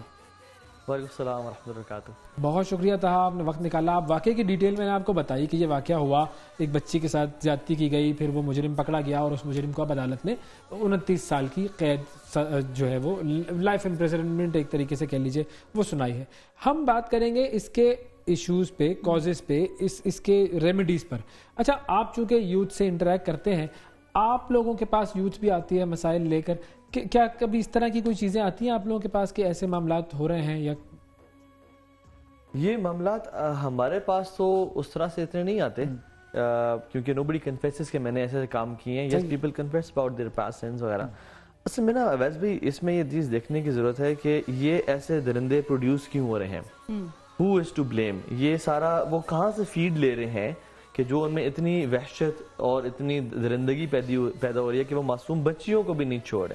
اور یاد رکھیں جب انسان سیکشولی بہت زیادہ اراؤز ہو جاتا ہے نا, پھر وہ ویکسٹ ٹارگٹ ڈھونڈتا ہے, چاہے وہ چھوٹا بچہ ہے جو چھوٹی بچی ہے. and some people go for the zoophilia which is animals as well, ٹھیک ہے, because they cannot speak and shout, right. یہ میں تو اس کو بلیم کروں گا ہمارا جو ایک تو یہ جو صاحب ہیں ان پہ جو کانٹینٹ اویلیبل ہے, ٹھیک ہے, اور دوسرا ہمارا جو میڈیا ہے, آپ میڈیا میں کام کر رہے ہیں, آپ کو پتا ہوگا کہ کس طرح سے کامن ایشوز کے نام پہ فحاشی اور اوریانی کو پریزنٹ کیا جاتا ہے اور لوگوں کو اس طرح سے ان کو انگیج کیا جاتا ہے, بمبارڈ کیا جاتا ہے ود سم میسیجز کہ they become sexually frustrated. Hyper sexualisation کا دور ہے ابھی اس ٹائم پہ آل دا ٹائم. اچھا وہ ٹک ٹاک کیسی ہے, کیا ہے اس میں, کیا کانٹینٹ موجود ہے, یہ پتہ ہے. بالکل. انسٹاگرام سافٹ پورن بن گیا انفارچونیٹلی, ٹھیک ہے, اس میں جو لوگ دیکھ کے. یوٹیوب پہ کیسے سجیشنز اور کیسے وہ چیزیں آتی ہیں. So when we don't control this, آپ سمجھ رہے ہیں نا, when you don't control the input, لوگ تو بیٹھے ہیں ویلے ہیں, وہ تو دیکھ رہے ہیں ٹی وی, کچھ نہ کچھ چاہیے. اب جب وہ اپنی وائفس کے ساتھ ان کا ریلیشن شپ اچھا نہیں ہے یا میرڈ نہیں ہے فار ایگزامپل, ٹھیک ہے, ایسی بچیاں بیچاری ایسی درندگی کے شکار بنتی ہیں پھر, ٹھیک ہے. اس بچے کیا قصور ہے, ٹھیک ہے. اسی طرح سے خواتین بھی کتنے سارے کیسز آتے ہیں کہ ہماری ہراسمنٹ ہوتی ہے, ٹھیک ہے, لیکن دے کینٹ اسپیک آؤٹ. سو مسئلہ میں سمجھتا ہوں کہ ہمیں نا جڑ آئیڈینٹیفائی کرنی ہے. It is bombardment of sexualized material on social media and on TVs جو کہ ایسے درندے پروڈیوس کر رہا ہے. جو ان پٹ جائے گا تو پھر آپ نے وہ آؤٹ پٹ کہیں نہ کہیں تو نکالنا ہے. وہ اس کے لیے پھر جیسے آپ نے کہا صحیح ہے کہ وہ ویک اپنا ٹارگٹ سلیکٹ کرے گا. بالکل ٹھیک ہے. اچھا لیکن اب اس میں ایک اور ایسپیکٹ بھی ہے جو ہم دیکھتے ہیں کہ باہر کے ممالک میں بھی بڑی اوپن قسم کی سوسائٹیز ہیں, وہاں پر بھی یہ سارا کانٹینٹ کنزیوم ہو رہا ہوتا ہے. اور پاکستان کی اگر ہم بات کریں پاکستانیوں کی, تو پاکستانی بہت سارے ایسے ہیں جو کم تعلیم یافتہ ہیں, جو ہمارا مزدور طبقہ ہے جو GCC کنٹریز میں یا دبئی وغیرہ جاتا ہے کام کرنے کے لیے, فیملیز یہاں چھوڑ کے جاتے ہیں, وہاں پر اکیلے ہوتے ہیں. تو جب وہ اپنی اتنی اوپن سوسائٹی وہاں پر دیکھتے ہیں تو وہاں وہ خود کو, وہاں تو بڑے کھلے ڈلے معاملات بھی ہیں, بیچز پہ آپ چلے جائیں تو بہت عجیب سے معاملات, بڑے آرام سے وہاں پر خود کو قابو کر لیتے ہیں. تو وہ کیا ایسا ڈر ہوتا ہے, خوف ہوتا ہے جس کی وجہ سے وہ وہاں پر ٹھیک ہو جاتے ہیں؟ بالکل دو چیزیں ہیں, ایک پولیس کا ڈنڈا ہے, وہاں پہ کرے گا تو فوراً سے پتہ ہے پکڑا جاؤں گا میں. دوسری چیز یہ ہے کہ وہاں پہ انہوں نے حرام ایونیوز دیے ہوئے ہیں کہ آپ پے کرو, you can have you know good time at the night with somebody. اسلام کہتا ہے کہ یہ تمہارا حلال طریقے سے ہونا چاہیے, ٹھیک ہے, اپنی وائف ہو, ایک ہو, دو ہو, تین ہو, چار ہو, ٹھیک ہے, اگر ڈیپینڈنگ آن دا مینز, ٹھیک ہے, وہ لیکن حلال طریقے سے پورا ہو رہا ہو, نہ تم باہر نظر مارو. تو وہاں پہ پبز ہیں, کلبز ہیں, وہاں پہ براثلز کھلے ہوئے ہیں جی, وہاں پہ لیگل ہے, وہاں تو کوئی مسئلہ نہیں ہے. ایون ویسٹ میں بھی آپ دیکھتے ہیں فار ایگزامپل کوئی بندہ سے فیل کر رہا ہے, لیکن go easily they can find a woman. اسلام یہ اس فلسفی تو لے نہیں جاتا کہ پولیس روکے آپ کو یا آپ پیڈ والعیاذ باللہ گناہ کر رہے ہو. اسلام تو اتنی کمال کا دین اور فلسفی ہے کہ تنہائی میں بھی انسان کو شرمندہ کر دیتا ہے اللہ کے سامنے. بالکل. میں ایسے سوچ کیوں رہا ہوں یار, جب سوسائٹیز گاڈلیس بنتی ہیں نا, پھر یا تو پولیس ان کو روک سکتی ہے یا یعنی ڈنڈا ہے, یا وہ ایونیوز ایسے ڈھونڈتے ہیں. جو سوسائٹی جو رب پہ یقین رکھتی ہے نا, وہ تو اس کو تنہائی میں بھی شرمندہ کر دیتی ہے کہ یار why I'm thinking like that. صحیح. اچھا اب لیکن ہم اگر چلیں اپنی سوسائٹی کی بات کریں, یہاں پر پاکستان میں رہنے والے لوگ زیادہ تر تو دین اسلام کو مانتے ہیں, کلمہ پڑھ کے وہ اس دین کے ماننے والے پیروکاروں کی صف میں شامل ہیں, لیکن وہ ان چیزوں پر عمل تو نہیں کر رہے. تو اب جو وجہ کیا ہو سکتی ہے, مطلب کیا ایسا تو نہیں ہے کہ ان تک یہ پیغام نہیں پہنچا کہ جی یہ کام غلط ہے, ان تک وہ پیغام بھی پہنچا ہے, یا ہم یہ کہیں کہ وہ جو فورسز آف ایول ہیں, جو نیگیٹو فورسز ہیں, وہ اتنی زیادہ ڈومیننٹ ہے اور اتنی زیادہ اسٹرانگ ہے کہ وہ لوگ ان کا مقابلہ نہیں کر پا رہے. اچھا پہلی بات تو یہ کہ میری اس بات سے بالکل بھی وائب نہ جائے کہ وہ بندے جسٹیفائی کریں سن کو, بالکل بھی نہیں. پیپل مائٹ تھنک کہ تہا بھی آپ تو نہیں, ناٹ ایٹ آل, یہ تو حیوانیت ہے جو لوگ کر رہے ہیں, ٹھیک ہے, پہلی بات. اور دوسری بات, جس کے ساتھ زیادتی کی جائے اس کا کوئی قصور نہیں ہے اس حوالے سے, ٹھیک ہے. تو I'm not victim blaming here. دو اپنی بات کی نا ویس بھائی, وہ اس طرح کے مسلمان ہیں جس طرح ہمارا ملک مسلمان ہے, ٹھیک ہے, جس طرح ہمارے ملک میں بھی لکھا ہوا ہے قرآن و سنت کے خلاف کانسٹیٹیوشن نہیں بنے گے, بٹ سود بھی ہے, سب کچھ چل رہا ہے, آپ دیکھیں کیا اوپن نظام ہے ہمارا, ٹھیک ہے. وہ بھی ہم بھی اس طرح کے مسلمان ہیں, ہم نے کلمہ تو پڑھا بٹ عمل نہیں ہے. ہم سب اللہ کو تو مانتے ہیں, اللہ کی نہیں مانتے جسے ہم کہتے ہیں. تو یہ جو ہے نا کہ اللہ کا یقین ہونا کہ رب مجھے دیکھ رہا ہے, اور اس کا نالج انگرینڈ ہونا دل کے اندر کہ انسان کوئی بھی نہیں دیکھ رہا, تنہائیوں بھی انسان گناہ سے بچے. اب جیسے ہم باہر کی اکثر ویسٹ کی ایگزامپل دیتے ہیں کہ تہابی پہ وہاں کرائم کیوں نہیں ہے, وہاں سب کچھ کیوں نہیں ہے. وہاں پہ میں نے جیسے کہا ڈنڈا بہت بڑا ہے. آپ لنڈن بریک ڈاؤن سے ایگزامپل لے لیں, بلیک آؤٹس بیسکلی جب وہاں پہ ہوئے, اور پیرس میں بھی جب ہوئے, کیمراز بند ہوئے, police they were busy, they went to the hyper marts, کیریفور میں چلے گئے, بڑے بڑے LCDs ٹی وی, لنڈن سب اٹھا لیا, ہنگامہ تھا. جب ان کو پتہ نا کہ ہم نہیں پکڑے جائیں گے تو دے آر کریزی. ہمارا اسلام اس چیز پہ ریلائی نہیں کرنے دیتا کہ تم پولیس کے ڈر سے رکو, چاہے رات کے 2 بھی بج رہے ہیں نا اور اشارے سب بند ہیں, کوئی گاڑی نہیں کھڑی ہوئی, ایز ہیومنز مسلمز ہمارا کانشیس کہتا ہے کہ نہیں رک جا, تو لوگوں کے لیے تو نہیں رکا ہوا یہاں پہ, تو اللہ کے لیے رکا ہوا ہے. سو جب اللہ پہ یقین ہوتا ہے نا ہمارا, تو اس میں نا ہم نے نہ اپنے آپ کو دین پہ انویسٹ کیا, ہمارا تو نالج اتنا شیلو اسلام کا کہ ہم نماز کے بعد جائے نماز فولڈ کر دیتے ہیں, کہیں شیطان آ کے نماز نہ پڑھ لے, یا کوئی بچہ اگر کینچی چلا رہا ہو تو ہم کہتے ہیں کہ پھڈا ہو جائے گا گھر میں, یا کوئی بلی راستہ کاٹ لے تو یہ فلاں کوئی کسی کوے یا کسی برڈ کی آواز میں تو یہ اپشگون آواز ہے, ٹھیک ہے. اور یعنی سبحان اللہ عجیب معاملات ہیں ہمارے, میں بہت ڈیٹیلز بھی نہیں جاننا چاہتا. تو گاڑی لی ہوئی ہے تو اس میں کالا کپڑا یا کالا جوتا لٹکا دے کے نظر بچ سے بچے گی, تو ہم تو شارٹ کٹس والے لوگ ہیں. لیکن اگر ہم اس پوری صورتحال کو دیکھیں تو کیا ہم یہ کہنے میں حق بجانب ہیں کہ بحیثیت سوسائٹی ہم فیل ہو گئے ہیں؟ کیونکہ ہم نے بات کی میڈیا کی, ٹھیک ہے, اور یہ بات بالکل ہے, اس میں پرابلمز ہیں, بہت سارا ایسا کانٹینٹ پروڈیوس ہوتا ہے. تو ہمارے ملک میں ایسا کانٹینٹ پروڈیوس ہو رہا ہے جو کہ لوگوں کو, وہ جو ہائپر سیکچولائزڈ کانٹینٹ ہے وہ ہمارے ملک میں پروڈیوس ہو رہا ہے. میڈیا, سوشل میڈیا, ہمارے ملک میں آتا ہے یہ کانٹینٹ, پھر اس کے بعد ہمارے یہاں پر لوگوں کی تربیت بھی صحیح نہیں ہو رہی, اور پھر اس کے بعد ہمارا قانون بھی سخت نہیں ہے. تو ہم تو تینوں ایسپیکٹس میں فیل ہو گئے ہیں. صحیح کہہ رہے ہیں, اس لیے تو ریزلٹس ایسے ہیں, روزانہ ریپس ہو رہے ہیں. تو ہونا کیا چاہیے, جیسے آپ نے 3 آئیڈینٹیفائی کیا, ان تینوں پہ کام ہونا چاہیے. نمبر 1 انڈیویجولس پہ کام ہونا چاہیے. ہر بندہ اپنی آخرت کی پرواہ کرے کہ مجھے کل اللہ کے سامنے, آج تو میں ریپ کر لوں گا, آج تو میں گناہ کر لوں گا, ٹھیک ہے, چاہے ایون ایسا بھی گناہ جسے کسی کو تکلیف نہیں پہنچی بٹ میں نے رب کو کل حساب دینا ہے, میں تو اس سے بھی بچوں, رائٹ. یعنی سبحان اللہ, ہمارے پاسٹ کے کچھ ہی سالوں پہلے ایسے واقعات ملتے ہیں کہ جب ایک شخص نے ایک خاتون کو گناہ کی دعوت دی تو اس نے کہا کہ تمہارے اندر کوئی حیا, کوئی غیرت, کوئی شرم نہیں ہے. تو اس بندے نے آؤٹ آف جوکنگلی کہا کہ ہمیں کون دیکھ رہا ہے ان ستاروں کے علاوہ, ٹھیک ہے. تو شی سیڈ کہ فَإِنَّ مُكَيْكِبُهَا, کون وہ تو دیکھ رہا ہے جس نے ان ستاروں کو بنایا تھا, ان کو اپنی جگہ پہ رکھا تھا, وہ تو ذات دیکھ رہی ہے مجھے. So they were people who had God consciousness. پہلے تو اپنے پہ کام کریں. دوسرا, ہمارا یہ جوڈیشری کا نظام اچھا ہونا چاہیے. کسی کے ساتھ ظلم یا زیادتی ہو جائے, عمر بن خطاب کے بعد جب نام سنتے ہیں تو پہلا ورڈ کیا آتا ہے؟ عدل. اسلام از آل اباؤٹ جسٹس. جب جسٹس نہیں ہوگا تو اسلام کبھی پریویل نہیں کرے گا, ٹھیک ہے. اسلام پیس کا پری ریکوزٹ جسٹس ہے, اور جسٹس کا پری ریکوزٹ اسلام کی امپلیمنٹیشن ہے. تو when there is no Islamic laws تو جسٹس بھی نہیں ہو پائے گا, پھر پیس بھی نہیں ہو پائے گا اس دنیا میں.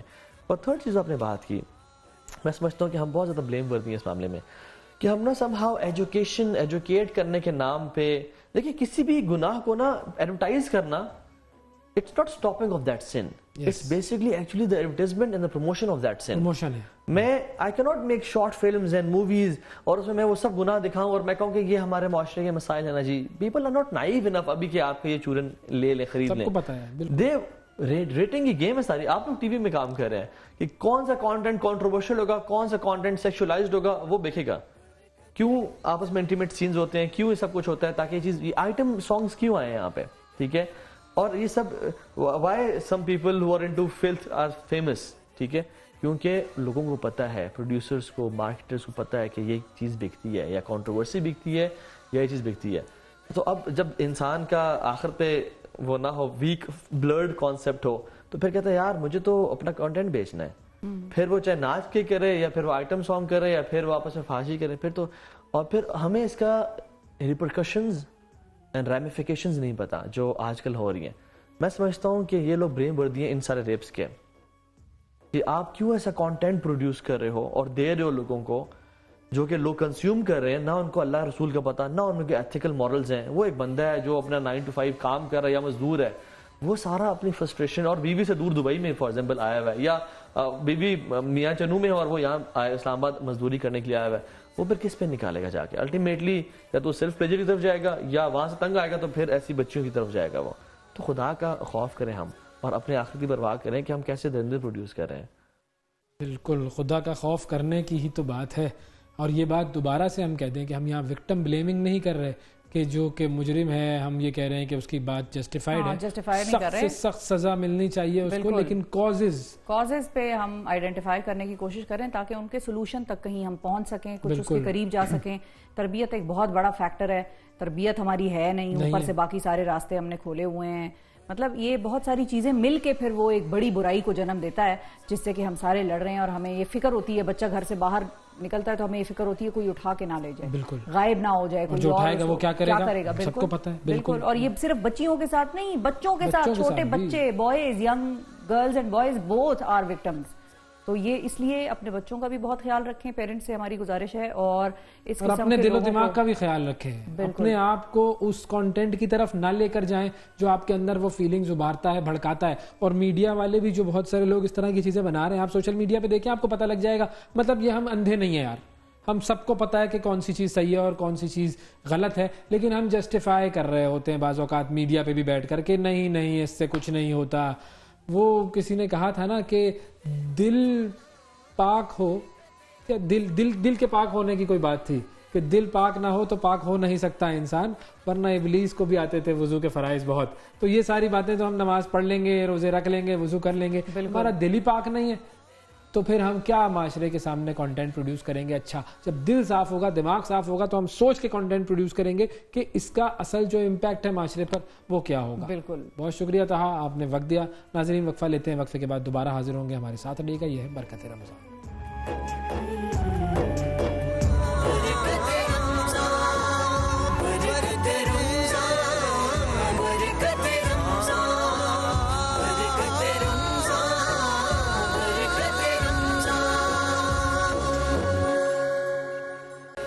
ویلکم بیک جی, برکت رمضان میں ایک مرتبہ پھر خوش آمدید. یہ جو اوورسیز پاکستانی ہوتے ہیں نا, ان کا بنیادی کام یہ ہوتا ہے کہ وہ ریمیٹنسز بھیجتے رہیں, صحیح ہے, اور کچھ نہ کریں. لیکن بہت سارے کام ہیں ان کے, بہت سارے کام ہیں جو وہ کرتے رہتے ہیں, اور باہر بیٹھ کر ان کو ملک کا زیادہ احساس یا زیادہ ملک کی تکلیف یا خوشی محسوس ہوتی ہے. جسمانی طور پر وہ ملک سے دور ہوتے ہیں, دلی طور پر وہ ملک کے قریب ہوتے ہیں. بالکل. اچھا, اب یہ لوگ ایسے ہیں جو کہ ظاہر ہے پاکستان سے محبت کا اظہار مختلف طریقوں سے کرتے رہتے ہیں. آپ دیکھیں کوئی قومی دن ہوتا ہے تو وہاں پر مختلف ایونٹس کرواتے ہیں یہ لوگ, کاسٹیومز پہن کے اپنے پاکستانی جو کلچرل ڈریسز ہوتے ہیں وہ پہن کے سڑک پہ واک کرنے نکل جاتے ہیں, پریڈ ہوتی ہے, کلچرل پریڈ. اب ہم جس شخصیت کی آج آپ سے ملاقات کروائیں گے, انہوں نے پاکستان سے دور ہونے کے باوجود پاکستان میں ایک ایسا انیشیٹو شروع کیا جس کا تعلق ہے بچوں کی فلاح و بہبود سے. اور بچے جو ہیں وہ بھی ایسے بچے جو کہ یتیم بچے ہیں, جن کے والدین نہیں ہیں, اور ان بچوں کی ضرورت کا خیال رکھنا یہ ہم سب پر فرض ہے. اور دین ہمارا یہ کہتا ہے کہ ان بچوں کے اوپر شفقت کرنا, ان بچوں پر رحم کرنا, ان بچوں سے اچھا سلوک کرنا, یہ بہت بڑے اجر و ثواب کا باعث ہے. تو ہم بات کر رہے ہیں جی مال آف اسمائلز کی. اور یہ مال آف اسمائلز کیا ہے کہ ایک طریقے سے ایک شاپنگ مال ٹائپ بنا دیا, اور اس شاپنگ مال میں آپ نے بہت سارے سٹالز لگائے.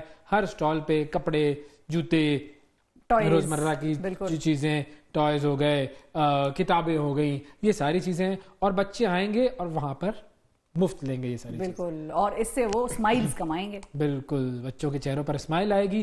یہ مال آف اسمائلز کا کانسیپٹ جو ہے وہ سیرت عباس صاحب نے شروع کیا, اور سیرت عباس صاحب جو ہے وہ آسٹریلیا میں مقیم ہیں, تو ان سے بات کرتے ہیں اور اس پروجیکٹ کے بارے میں جانتے ہیں. جی السلام علیکم سیرت صاحب, بہت شکریہ پروگرام کے لیے وقت نکالا آپ نے. جی وعلیکم, بہت بہت شکریہ آپ کا. تھینک یو جی.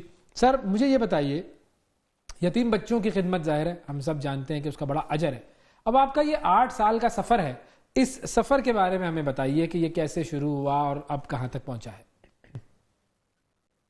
جی بہت بہت شکریہ. سب سے پہلے تو آپ کو بتا دوں کہ 2015 میں ہمیں اس بات کا خیال آیا کہ پاکستان میں جو ایک ایسا طبقہ ہے جس کو ہم یتیم کے نام سے جانتے ہیں, جو سب سے زیادہ نظر انداز کیا جانے والا اور سب سے زیادہ آئسولیشن میں رہنے والا طبقہ. بالکل. ہم ہمیشہ سے یہ سوچتے تھے کہ جس طریقے سے ایک باپ کے مرنے کے بعد ایک اولاد کے اوپر جس طریقے سے جو چیز گزرتی ہے, جس طرح سے وہ سفر کرتے ہیں, اس محرومی کو کس طریقے سے ختم کیا جائے, کچھ ایسا پروجیکٹ لے کے آیا جائے جس سے ان بچوں کو اس معاشرے کا حصہ بنا سکیں.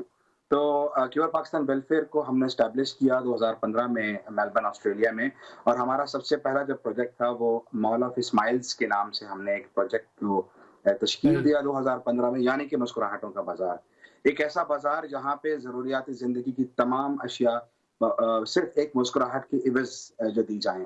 اور بڑی ہی ایک ایکسائٹنگ ایک کہہ لیں کہ ایک ایکٹیویٹی ہم نے کراچی کے یتیم بچوں کے لیے اسٹارٹ کی, جو پچھلے 8 سالوں سے بخوبی کامیابی کے ساتھ رن ہو رہی ہے کراچی شہر میں, جس میں اب تک 4000 سے اوپر بچے جو ہیں وہ ماشاءاللہ کیٹر کیے جا چکے ہیں. تو اس بازار کی جو خاصیت ہے وہ یہ ہے کہ یہ بالکل ایک عام جس میں آپ لوگ جا کے شاپنگ کرتے ہیں یا ہم لوگ شاپنگ کرتے ہیں، بالکل اسی طرز پہ ایک بازار ہے جہاں پہ بچے آتے ہیں اور وہاں پہ بچے ہر وہ چیز جس کا آپ دماغ میں تصور کر سکتے ہیں، جس میں بچوں کے جوتے ہیں، ان کے کپڑے ہیں، اس کے اسکول بیگس ہیں، کھلونے ہیں، اس میں فوڈ کورٹ بھی ہوتا ہے جس میں بچے کھانا بھی کھاتے ہیں.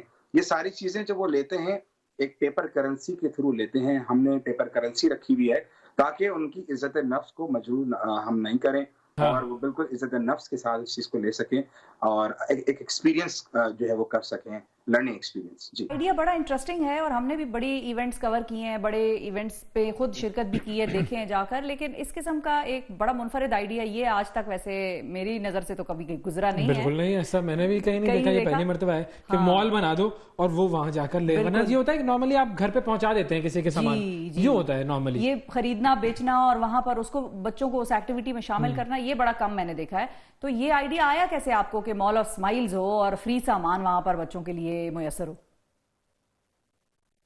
دیکھیں، میں ہمیشہ سے یہ دیکھتا تھا کہ جیسے میں نے ابھی عرض کیا کہ یتیموں کا جو ایک طبقہ ہے جو سب سے زیادہ نظر انداز کیا جاتا ہے، باپ کے مرنے کے بعد ویسے ہی کانفیڈنس بچہ لوز کر جاتا ہے اور جو ایک آئسولیشن زون ہے اس بچے کا. تو ہم چاہتے تھے کہ ایک ایسی ہیلدی ایکٹیویٹی کرائی جائے جس میں بچہ اپنے اس آئسولیشن زون سے نکل کے اس ایک معاشرے کے اس پلیٹ فارم پہ آ سکے جس کو وہ ایک عام بچے کی طرح فیل کر سکے. ایک ایسا ایکسپیرینس ہم ان کو دینا چاہتے تھے جس میں وہ اسٹیپ بائی اسٹیپ لرننگ ایک ایکسپیرینس ہو ان کے لیے. تو مال آف اسمائلز بھی اسی کی ایک کڑی ہے. ایک ایسا بازار کو تشکیل دینا جہاں پہ مسکراہٹیں جو ہے وہ بڑھتی ہوں، چیزیں بڑھتی ہوں صرف ایک مسکراہٹ کی عوض.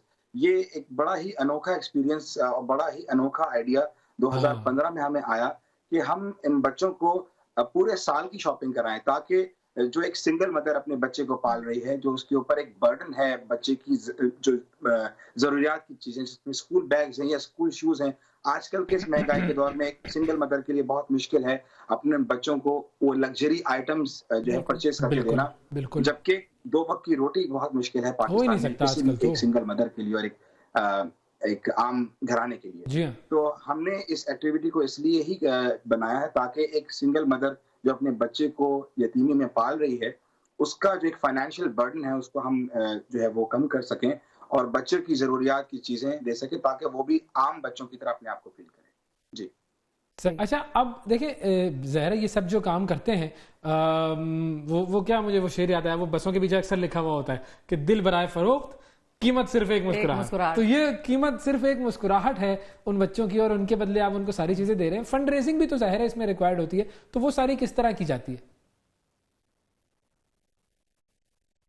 فنڈز کا جہاں تک تعلق ہے، ہمارا جو بھی جو سپورٹ ہے وہ میلبرن جو ہمارا بیس ہے کہہ لیں، جو آسٹریلیا ہمارا بیس ہے، زیادہ تر یہیں سے ہمیں سپورٹ ملتی ہے. ہمارے ممبرز ہیں، ہمارے بورڈ ممبرز ہیں جو اس کو اسپانسر کرتے ہیں، اوورسیز پاکستانی ہیں. ساتھ ہی ساتھ ہمارے پاس کینیڈا اور امریکہ میں بھی اوورسیز پاکستانی ہیں جو ہمارے ممبران ہیں، جو کیور پاکستان ویلفیئر کے پروجیکٹس کو سپورٹ کرتے ہیں تھرو آؤٹ دی ایئر.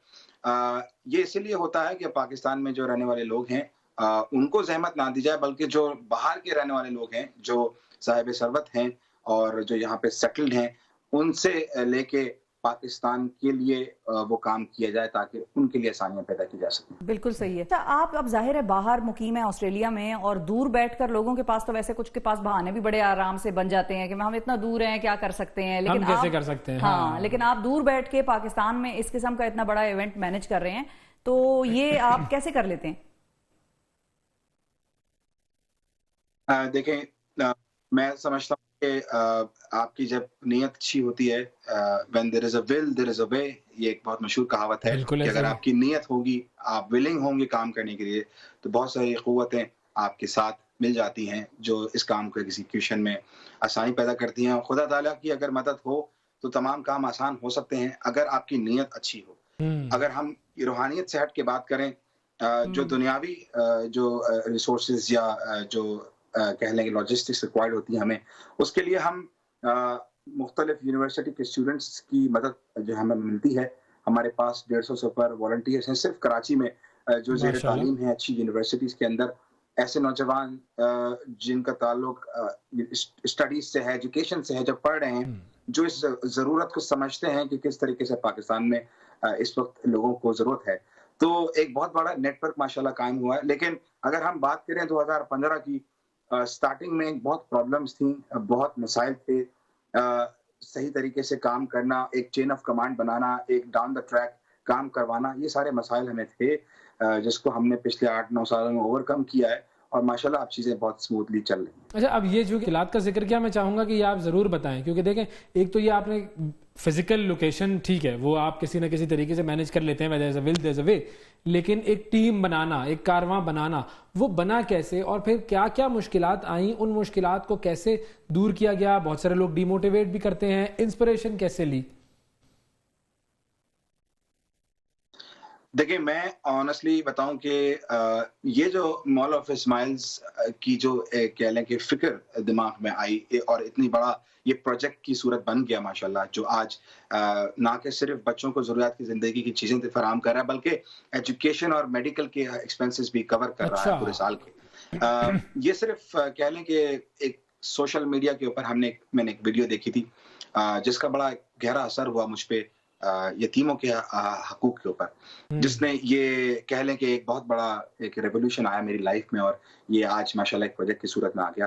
اگر بات کروں لوگوں کی جو پاکستان میں رہتے ہیں لوگ, وہ بہت زیادہ اس کو سراہتے ہیں. میری سوچ سے زیادہ لوگوں نے اس پروجیکٹ کو پیار دیا ہے اور اعتماد دیا ہے, اور آج کہہ لیں کہ اگر میں 8 سال پہلے اس پروجیکٹ کی بات کروں تو میرے پاس شاید گنتی کے لوگ تھے, لیکن آج اس کی تعداد ہزاروں میں ہے جو اس پروجیکٹ کو اون کرتے ہیں اور اس میں آنے کے لیے بےقرار ہوتے ہیں.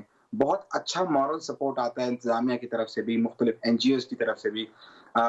ہر پیشے سے تعلق رکھنے والے لوگ اس دن وہاں پہ موجود ہوتے ہیں ان بچوں کو سپورٹ کرنے کے لیے. میں نہیں سمجھتا اس سے بڑی کوئی کامیابی ہو سکتی ہے کہ ہر طبقے کا آدمی, ہر مکتب فکر کا آدمی وہاں پہ موجود ہوتا ہے بچوں کو سپورٹ کرنے کے لیے. تو بہت اچھا ایکسپیرینس ہے. ہاں یہ ضرور ہے کہ جو آپ سوچتے ہیں کبھی کبھی وہ چیز نہیں ہوتی ہے, لیکن 8 سالوں میں ہر وہ چیز جو ہم نے سوچی ہماری امید سے زیادہ اللہ تعالیٰ نے ہمیں عطا کیا ہے. ویری گڈ جی, کیا بات. دیکھیں وہ قدم بڑھانے کی بات ہے, پھر کارواں بن جاتا ہے. اب مزید لوگ اگر اس کارواں میں شامل ہونا چاہیں, کوئی والنٹیئر کرنا چاہے آپ کے اس کام میں, تو کیا طریقہ کار ہوگا, یہ بھی ضرور بتائیے. دیکھیں اس کا طریقہ کار یہ ہے کہ ہمارے پاس پیجز پہ بہت ساری ہمارے ریکویسٹ آتی رہتی ہیں, اور ہماری جو مختلف ٹیمز ہیں, جیسے ہماری فیمیل کوآرڈینیٹرز الگ ہیں, میل کوآرڈینیٹرز الگ ہیں, تو اگر کوئی فیمیل ہماری بہن آتی ہیں تو ہم پھر ان کو فیمیل کوآرڈینیٹرز کے تھرو ان کو پھر رجسٹر کرواتے ہیں. انرولمنٹ فارم ہے, اس میں باقاعدہ اگر وہ مال آف اسمائلز کے لیے رجسٹر ہوتی ہیں تو ان کو کچھ انٹرویوز دینے ہوتے ہیں, کچھ بیک گراؤنڈ چیکس جس طریقے سے ہم ان سے معلوم کرتے ہیں پہلے وہ کہاں کام کر رہے ہیں, کیونکہ آپ کو یہ بات معلوم ہے کہ اس میں 3 سال سے 13 سال کے بچوں کا بہت بڑی تعداد آتی ہے اس مال میں. تو ہمیں بھی ایسے ہی والنٹیئرز چاہیے ہوتی ہیں جو ان بچوں کو اس طریقے سے ٹریٹ کر سکیں, کیونکہ ڈسپلن بہت میٹر کرتا ہے ہمارے اس پروگرام میں, کسی بچے کو ایسی کوئی بات نہ گوار نہ گزرے, کیونکہ آپ کے چاروں طرف یتیم بچے ہی ہوتے ہیں, وہ ننھے پھول ہوتے ہیں, اور ان کو جس طریقے سے ہمیں ہاتھوں میں رکھنا ہوتا ہے, جس کے لیے ہمیں پھر والنٹیئرز کی ٹریننگ اور ان کو باقاعدہ ان کو پہلے رجسٹر کرنا, پھر ان کی انٹرویوز لینا, ان کے مینٹل اسٹیٹ کو سمجھنا اور ان کو بتانا کہ ان کی ذمہ داری کیا ہے. پھر ان کی ورک شاپس ہوتی ہیں پروگرام سے پہلے, اور پھر فائنل میٹنگز ہوتی ہیں جس میں ہم ان کو ان کی ڈیوٹیز الاٹ کرتے ہیں اور ڈیوٹیز کے بارے میں بتاتے ہیں. یعنی یہ صرف ان بچوں کو وہ چیزیں دینے کا نام نہیں ہے, یہ اس ٹیم کو صحیح طریقے سے سلیکٹ کرنا, اس کا بیک گراؤنڈ چیک کرنا, ان بچوں کو اپنا بچہ سمجھنا ہے, تب یہ کام ہو سکتا ہے. بہت اچھا کام کر رہے ہیں سیرت عباس صاحب, اللہ آپ کے کام میں مزید برکت دے, اور مزید جو یتیم بچے ہیں ان کے چہروں پر مسکراہٹیں بکھیرنے کی آپ کو توفیق عطا فرمائے. امین. بہت شکریہ ادا کریں گے آپ کا. وقفہ لیتے ہیں جی, وقفے کے بعد دوبارہ حاضر ہوں گے, ہمارے ساتھ رہیے گا.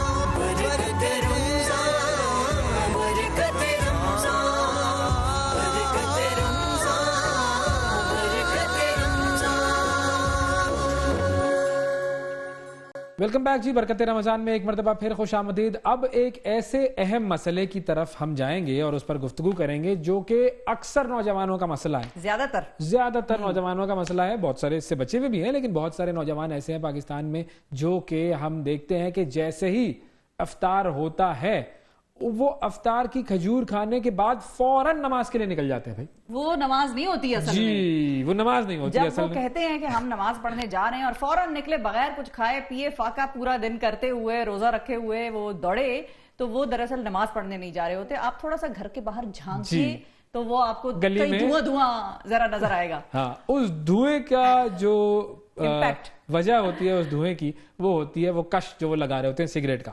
اچھا, بہت سارے لوگ یہ کام کرتے ہیں اور سب جانتے ہیں کہ یہ ہوتا ہے کام, مختلف بہانے سے وہ ہوتا ہے, لیکن ہوتا ضرور ہے. یہ کوئی فوراً نماز کا بہانہ کرے گا, کوئی کسی دوست کو بلانے کا بہانہ کرے گا, کوئی ذرا بیلکنی میں چلا جائے گا کہ ارے میں ذرا کوئی بھی کہانی ہوتی ہے. اچھا, اب یہ کہانی کتنی ڈینجرس ہے اس کا عالم میں آپ کو بتاؤں. ایک ریسرچ سامنے آئی اور وہ یہ کہتی ہے کہ یہ جو سگریٹ نوشی ہے اور خاص طور پر فوراً افطار کے بعد جیسے ہی آپ سگریٹ پیتے ہیں یا بھوکے پیٹ سگریٹ پیتے ہیں, یہ اتنا خطرناک ہے کہ یہ جان لیوا ثابت ہو سکتا ہے, انسان موت کے منہ میں جا سکتا ہے. تو یہ جو سارا مدعا ہے اس پر آج ہم گفتگو کریں گے کہ یہ واقعی کتنا خطرناک ہے اور اس سے کیا بچنے کا کوئی طریقہ موجود ہے. ہمارے ساتھ موجود ہیں جی ڈاکٹر اصغر نواز صاحب, جو کہ cardio thoracic and lung transplant surgeon ہیں, اور آج ہمیں اس بارے میں گائیڈ کریں گے. السلام علیکم. جی وعلیکم السلام. جی بہت شکریہ سر, یہ مدعا ایسا ہی ہوتا ہے. تھینک یو ویری مچ جی فار انوائٹنگ. آپ نے تو ایسی کبھی کوئی کام نہیں کیا؟ خود نہیں کیا, دیکھا ضرور ہے, اور آپ کی آبزرویشن 100% ٹھیک ہے. ایسا ہی ہوتا ہے, ایسا ہی ہوتا ہے. اچھا, ایک یہ آبزرویشن ہے کہ جس میں آپ بھوکے پیٹ گئے سگریٹ پینے, اور ایک آبزرویشن یہ ہے کہ جس میں کھانے کے بعد فوراً لوگوں کو طلب لگ جاتی ہے کہ بھائی سگریٹ. تو یہ بھوکے پیٹ کا بھی بتائیے اور کھانے کے بعد کا بتائیے, کیا امپیکٹ ہوتا ہے اس ایک سگریٹ کا انسان کی باڈی پہ؟ سب سے پہلے تو یہ بات ہے کہ آپ نے بالکل ٹھیک کہا. میں جب میڈیکل اسٹوڈنٹ تھا یا اس سے پہلے بھی میں نے بھی اپنے کلاس فیلوز میں اپنے کالج کے میں دیکھا کہ لوگ سب سے پہلے کھجور لینے سے پہلے بھی وہ باہر بھاگتے تھے. ہاں, کچھ تو کہتے تھے کہ جی مجھے قبض ہو جاتی ہے انٹل کہ میں اپنی اسموکنگ پہ واپس آؤں. بالکل. تو انفارچونیٹلی یہ ایک رانگ ہیبٹ بنائی گئی ہے. ہوتا سارا سائیکولوجیکل ہے, یہ بھی میں بتا دوں. صحیح ہے. باڈی کیونکہ ایکلیمیٹائز ہو جاتی ہے, اس کو یوز ٹو ہو جاتی ہے, تبھی وہ ریکوائر کرتی ہے کہ جی مجھے پہلے سوٹا لگایا جائے, کیونکہ گیپ کافی آیا ہوتا ہے بیٹ میں. لیکن اسموکنگ وہ واحد چیز ہے جو ایکچولی کوئی بھی بینیفٹ ساتھ نہیں لے کے آتی, نہ اس کی کوئی مجبوری ہے. فار ایگزامپل, اب میں کارڈیو تھوریسک سرجن ہوں, ہارٹ اینڈ لنگس کی آپریشنز میں کرتا ہوں. اس میں جیسے کولیسٹرول ہے وہ بھی ایک رسک فیکٹر ہے ہارٹ کے لیے اور دوسری بیماریوں کے لیے, لیکن اس کی تو چلو ہم کہہ سکتے ہیں کچھ حد تک کھانا مجبوری ہے. دوسرا یہ کہ ہمارا کلچرل جس طریقے سے ہم کھانا بناتے ہیں, تو سگریٹ کی تو کوئی مجبوری نہیں ہے. سگریٹ ایگزیکٹلی یہی تو میں کہنا چاہ رہا ہوں کہ یہ کوئی مجبوری نہیں ہے, یہ کوئی جسم کی ضرورت نہیں ہے, یہ صرف ایک عادت کا نام ہے, ایک فیشن کا نام ہے. انفارچونیٹلی جس میں ہمارے بہت سارے لوگ, یہ نہیں کہ صرف پاکستانی ینگسٹرز کی بات ہے, باہر بھی بہت سارے لوگ اس میں گرفتار ہیں انفارچونیٹلی, اور اس کے رسکس بہت زیادہ ہیں. اس کے ساتھ جو ایسوسیٹڈ پرابلمس ہیں وہ بہت زیادہ ہیں. ہاں, یہاں پہ آتے ہیں. بتائیں. سب سے پہلے تو میں آپ کو یہ بتا دوں کہ اگر آپ CDC جو ہے, جو American disease centre, control disease centre ہے, انہوں نے یہ کلیئرلی لکھا ہوا ہے کہ اسموکنگ وہ واحد پوائزن ہے جو باڈی کے ہر آرگن کو افیکٹ کرتا ہے. اچھا, ہر صرف لنگز کو نہیں, صرف لنگز کو نہیں, یہ بات ایک کلیئرلی یاد رکھیے گا. چلو, یہ تو بھائی اہم بات ہے, سب آرگنز کو یہ افیکٹ سب آرگنز کو افیکٹ کرتی ہے. ہاں, جو ٹاپ موسٹ آرگنز جو اس میں افیکٹڈ ہوتے ہیں وہ کارڈیوواسکولر, ہارٹ ہو گئے اور لنگز ہو گئے, اور ماؤتھ کے کینسرز بھی ہوتے ہیں. اور اس کے علاوہ جو ہارٹ, لنگز اور آپ کی جو ہے جنرل اس میں جو ہوتا ہے ڈائبٹیز بھی یہ کاز کر سکتا ہے. اور اس کے علاوہ جو موسٹ امپورٹنٹ ہے وہ کینسرز کاز کرتا ہے, اور سب سے امپورٹنٹ کینسر جو کاز کرتا ہے یہ لنگ کینسر کاز کرتا ہے, پھیپھڑے کا سرطان جس کو ہم عام زبان میں کہتے ہیں. اور ہمارے لوگ یہ سن کے حیران ہوں گے کہ جو پھیپھڑے کا سرطان ہے, جو لنگ کینسر ہے, is actually the second to third most common cause of death. اچھا, جی پوری دنیا میں یہ بہت پریولنٹ کینسر ہے, اور سب سے زیادہ ڈیتھس بھی لنگ کینسر کے ساتھ ہوتی ہیں. انفارچونیٹلی کیونکہ پھیپھڑا ایز یو نو کہ یہ ساری باڈی میں یہاں سے لے کے یہاں تک اور 2 پھیپھڑے ہیں, اگر اس میں ایک چھوٹا سا کینسر ہو تو یو ڈونٹ گیٹ سمپٹمس, اور اسی لیے لوگ مس گائیڈ ہو جاتے ہیں, اسموکنگ کی کش لگاتے رہتے ہیں کہ ہمیں کچھ ہو نہیں. اچھا, اب میں اس چیز کے اوپر آنا چاہوں گا. جی اس سے اب میں آتا ہوں کہ جو آج ہمارا ٹاپک ہے بیسیکلی وہ اس پہ آتا ہوں. تو ہارٹ اٹیک میں جو پہلے اس طرح کہہ لیتے ہیں کہ ہارٹ اٹیک ایکچولی ہے کتنا کم, تو جو ورلڈ وائڈ سب سے پریولنٹ کاز ہے ڈیتھ کی وہ ہارٹ اٹیک یا کارڈیو واسکولر ڈیزیز سب سے کم ہے. اس میں تقریباً 40 to 50% جو ہمارا ڈیٹا ہے وہ یہی کہتا ہے کہ سڈن کارڈک ڈیتھس جو ہوتی ہیں وہ ہماری ہارٹ کے اریدمیاز سے ریلیٹڈ. اس میں جو ہے وہی coming back to your topic مین، smoking is one of the crucial factor جو ان ساری بیماریوں کا کیا کہتے ہیں سبب بنتا ہے جو. بالکل جی، اسموکنگ، کیونکہ اس نے جو مائکرو ویسکولر جو اسمال چینلز ہیں آرٹریز کے ان کو نیرو کر دیتا ہے مزید. اور اس کے علاوہ جو دوسرا پرابلم یہ کاز کرتا ہے کہ بلڈ کو تھک کر دیتا ہے، تو وہ کلاٹس پہ بن جاتے ہیں. ویسلز آلریڈی اسمال ہیں، اس میں سے جب وہ بلڈ تھن نہیں ہے، کلاٹڈ بلڈ ہے، اس میں سے گزرتا ہے، بلڈ سپلائی بلاکیج ہو جاتی ہے، ایز اے ریزلٹ اٹیکس ہوتے ہیں. تو مینلی جو sudden cardiac death by definition تو ہم اس کو کہتے ہیں کہ جب آپ کو پتہ ہی نہیں چلتا کسی چیز اور اچانک ہارٹ اٹیک ہوا. جی، تو اس کی موسٹ کامن ریزن تو یہ ہوتی ہے کہ ہارٹ کا ردم ارریگولر ہو جاتا ہے، وینٹریکولر ارریتھمیاز ہم اپنی زبان میں کہتے ہیں، وہ موسٹ کامن ریزن ہے. اور اس کی جو ساری ریزن ہے وہ باقی بیماریوں کے ساتھ ساتھ باقی کولیسٹرول، ہائپر ٹینشن، ڈائبٹیز کے ساتھ ساتھ smoking is the main reason. ٹھیک. اچھا، اب کیا ہارٹ اٹیک کے علاوہ بھی اور بھی معاملات ہیں جس کی وجہ سے سگریٹ نوشی جو ہے وہ ڈیتھ کی طرف لے کے جاتی ہے؟ کیونکہ جان لیوا اگر ہم کہتے ہیں تو ایک تو نارمل سگریٹ پینا ہے کہ آپ روزانہ کی بنیاد پر اپنا ایک کوٹا ہے وہ پورا کر رہے ہیں، یہ زیادہ کیوں خطرناک ہو جاتا ہے کہ وہ فوری طور پر بھوکے پیٹ یا کھانے کے بعد سگریٹ لینا وہ زیادہ نقصان دہ کیوں ہوتا ہے؟ ہاں، یہ ریسنٹلی جو ہم نے اس بارے میں انفارمیشن فائنڈ آؤٹ کی وہ یہی ہے کہ جب بندہ فاسٹنگ کنڈیشن میں ہوتا ہے اس وقت آپ کا گلوکوز لیول بھی ریلیٹیولی نیچے ہوتا ہے، کیونکہ آبویسلی آپ فاسٹنگ کر رہے ہیں. بالکل. اور یہ ڈیپینڈ کرتا ہے کہ ویدر کس طرح کا ہے، کیونکہ کچھ لانگ ڈیوریشن کے، جب میں UK میں تھا ہم نے وہاں پہ 21-22 گھنٹے کا روزہ بھی رکھا ہوا ہے. بالکل. پرٹیکولرلی ہمارے کلائمیٹ میں جو ہے وہ سویٹنگ سے بندہ آلریڈی ڈی ہائیڈریٹڈ بھی ہوا ہوتا ہے پورے دن میں. اگر خاص طور پہ مئی، جون، جولائی میں اگر رمضان کے مہینے ہیں تو اس سچویشن میں جب باڈی آلریڈی ایک ڈفرینٹ فیز میں سے گزر رہی ہوتی ہے، اگر آپ ہیوی اسموکر ہیں، آپ نے پرابلمس تو آپ کے آلریڈی چل رہے ہوتے ہیں کیونکہ ویسلس تو آلریڈی اسمال ہو چکی ہوتی ہیں، تو اس نے میکینزم تو آلریڈی ڈسٹرب کیا ہوتا ہے. تو اس وقت جو ہے ایگزیجریشن آ جاتی ہے اس میں، جب آپ اچانک باڈی آلریڈی انڈر سٹریس ہے. ہاں، تو یہ زیادہ اس کو خطرناک. زیادہ. اچھا، اب اس کو روکنے کے لیے کیا کیا جائے؟ کیونکہ یہ پرابلم تو ڈیولپ ہو گئی ہے، اب بہت سارے لوگ جو کہ اس پرابلم میں ہیں وہ اس سے آزاد کیسے ہوں؟ ہاں، دیکھیں سر، یہ رمضان کا مہینہ ہے، میں تو یہ کہتا ہوں کہ یہ بلیسنگ ہے، ویسے ہی بلیسنگ ہے ہم لوگوں کے لیے، بٹ آبویسلی یہ ایک ایسا پرٹیکولر منتھ ہے جس میں آپ کو اسموکنگ سے اوائڈ کرنا ہی کرنا. جب تک آپ کا روزہ ہے اس وقت تو آپ نہیں کر سکتے. اچھا، بڑے لوگ تو یہ بھی پوچھتے ہیں، میں نے ایسا بھی دیکھا ہے، بس سمجھ گیا میں، یہی والی بات، سگریٹ سے تو روزہ نہیں ٹوٹتا، کہ وہ سگریٹ روزے میں بھی.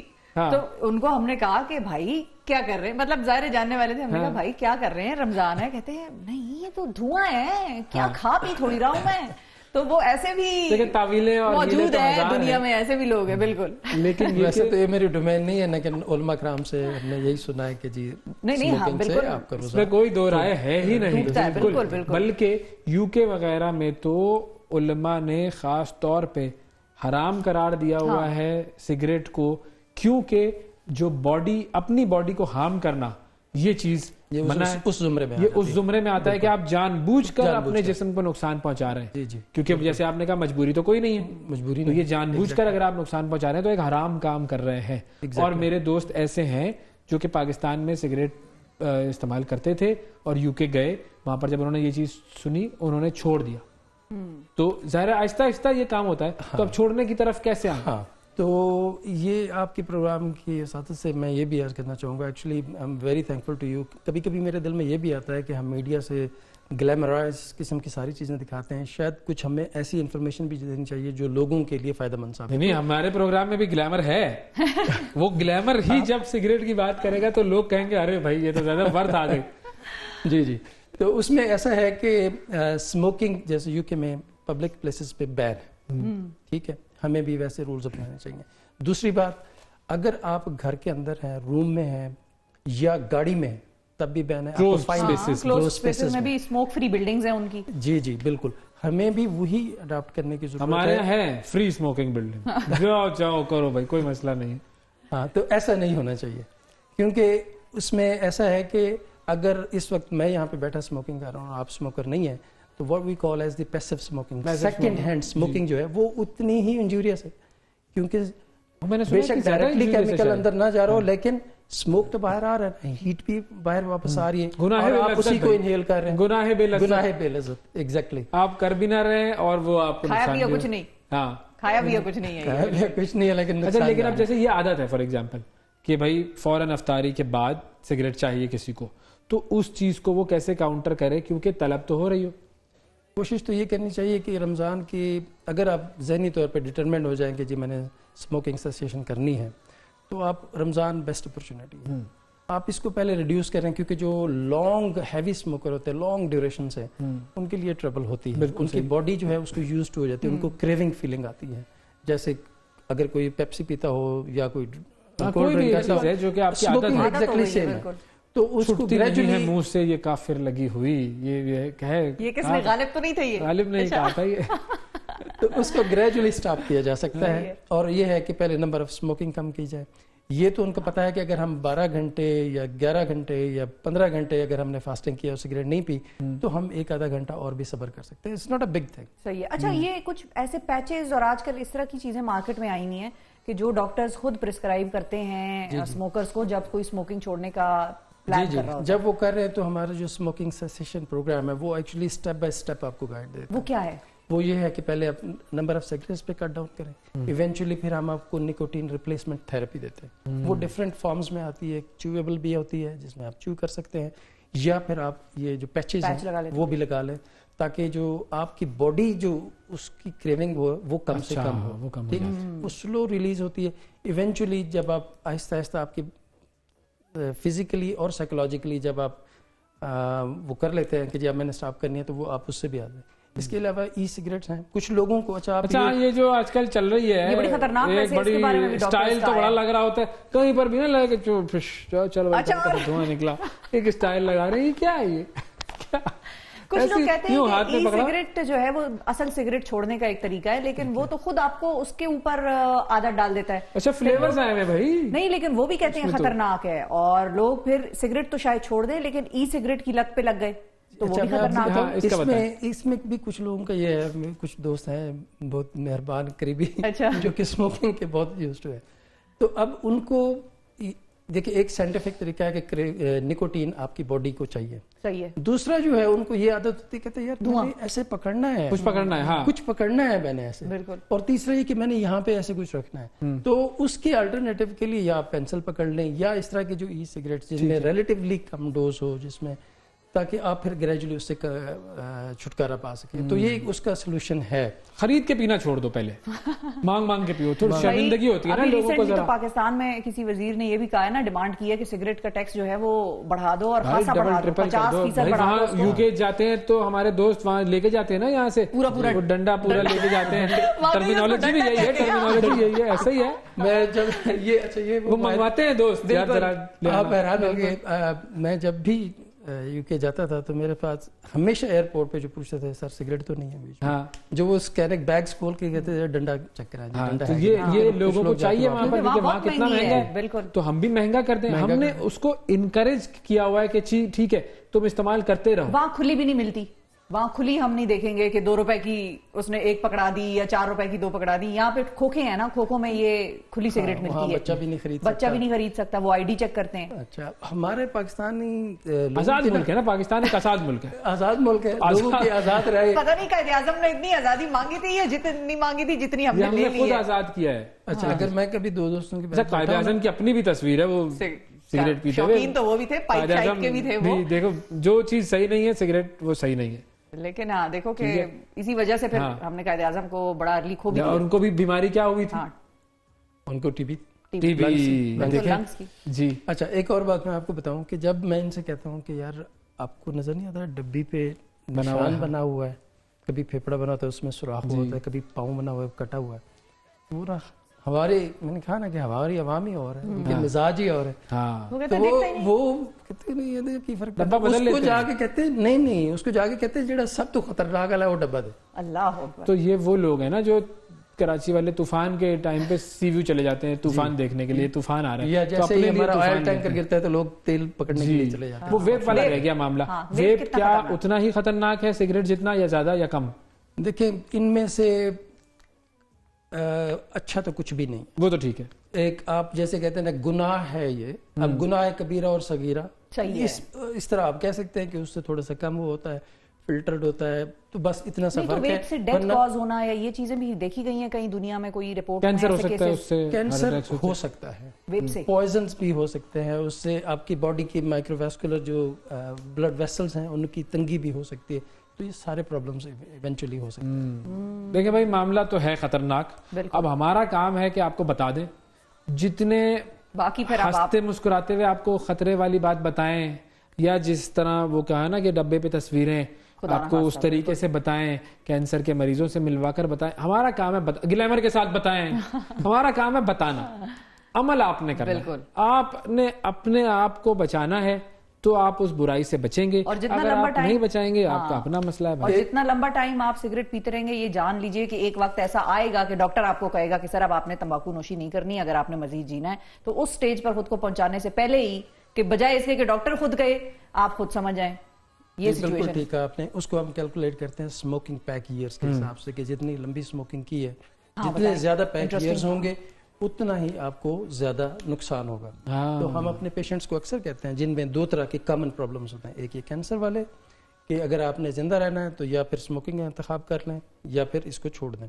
دوسرا اکثر آپ نے دیکھا کہ لوگوں کے ایمپوٹیشن ہوتی ہیں، پاؤں کٹتے ہیں یا ٹانگ آدھی کٹتی ہے یا ابو نی ایمپوٹیشن ہوتی ہے. تو ان کو پہلے سب سے پہلے کلیئرلی یہی بتایا جاتا ہے اگر اس کی ریزن یہ والی ہو، مائکرو ویسکولر ڈیزیز ہو، ویسکولوپیتھ ان پیشنٹس کو کہتے ہیں. اگر ویسکولوپیتھی ان کی ریزن ہے بیکاز آف دی اسموکنگ، تو ہم کہتے ہیں یا سگریٹ بچا لیں یا ٹانگ بچا لیں. اچھا کوئی ایسی اسٹڈی ہے کہ ایک سگریٹ آپ کی زندگی سے کتنے منٹ کم کر دیتی ہے؟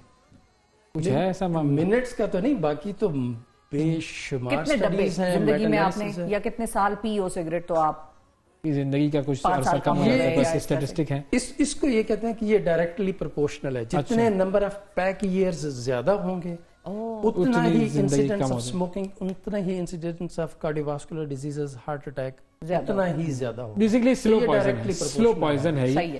سلو. میرا ایک دوست کہتا ہے مجھے بھی مرنے کی کوئی جلدی نہیں، سلو پوائزن لیتا رہا. ایسے بھی بالکل ٹھیک ہے. لیکن بہت شکریہ ہم ادا کریں گے ڈاکٹر صاحب، آپ نے وقت نکالا پروگرام کے لیے، اور ناظرین کو چاہیے کہ وہ ہم تینوں کا شکریہ ادا کریں کہ ہم نے آپ کو اتنی اہم انفارمیشن دی ہے. اب اس کے بعد بھی اگر آپ امی کو بہانے لگا کے جائیں، ہاں، اور اب اس کے بعد بھی اگر آپ امی کو ابو کو بہانے لگا کے جائیں، وہ کوئی شاپر آیا ہے، TCS آیا ہے وغیرہ وغیرہ، تو پھر یہ اب آپ کے اوپر ہے، منحصر ہے کہ آپ اپنی زندگی کو کیسے گزارنا چاہتے ہیں. بہت شکریہ ادا کریں گے سر آپ کا. ناظرین آج کے پروگرام میں اتنا ہی، آپ سے اگلے پروگرام میں پھر ملاقات کریں گے. اس وقت تک کے لیے اجازت دیجیے. اللہ حافظ.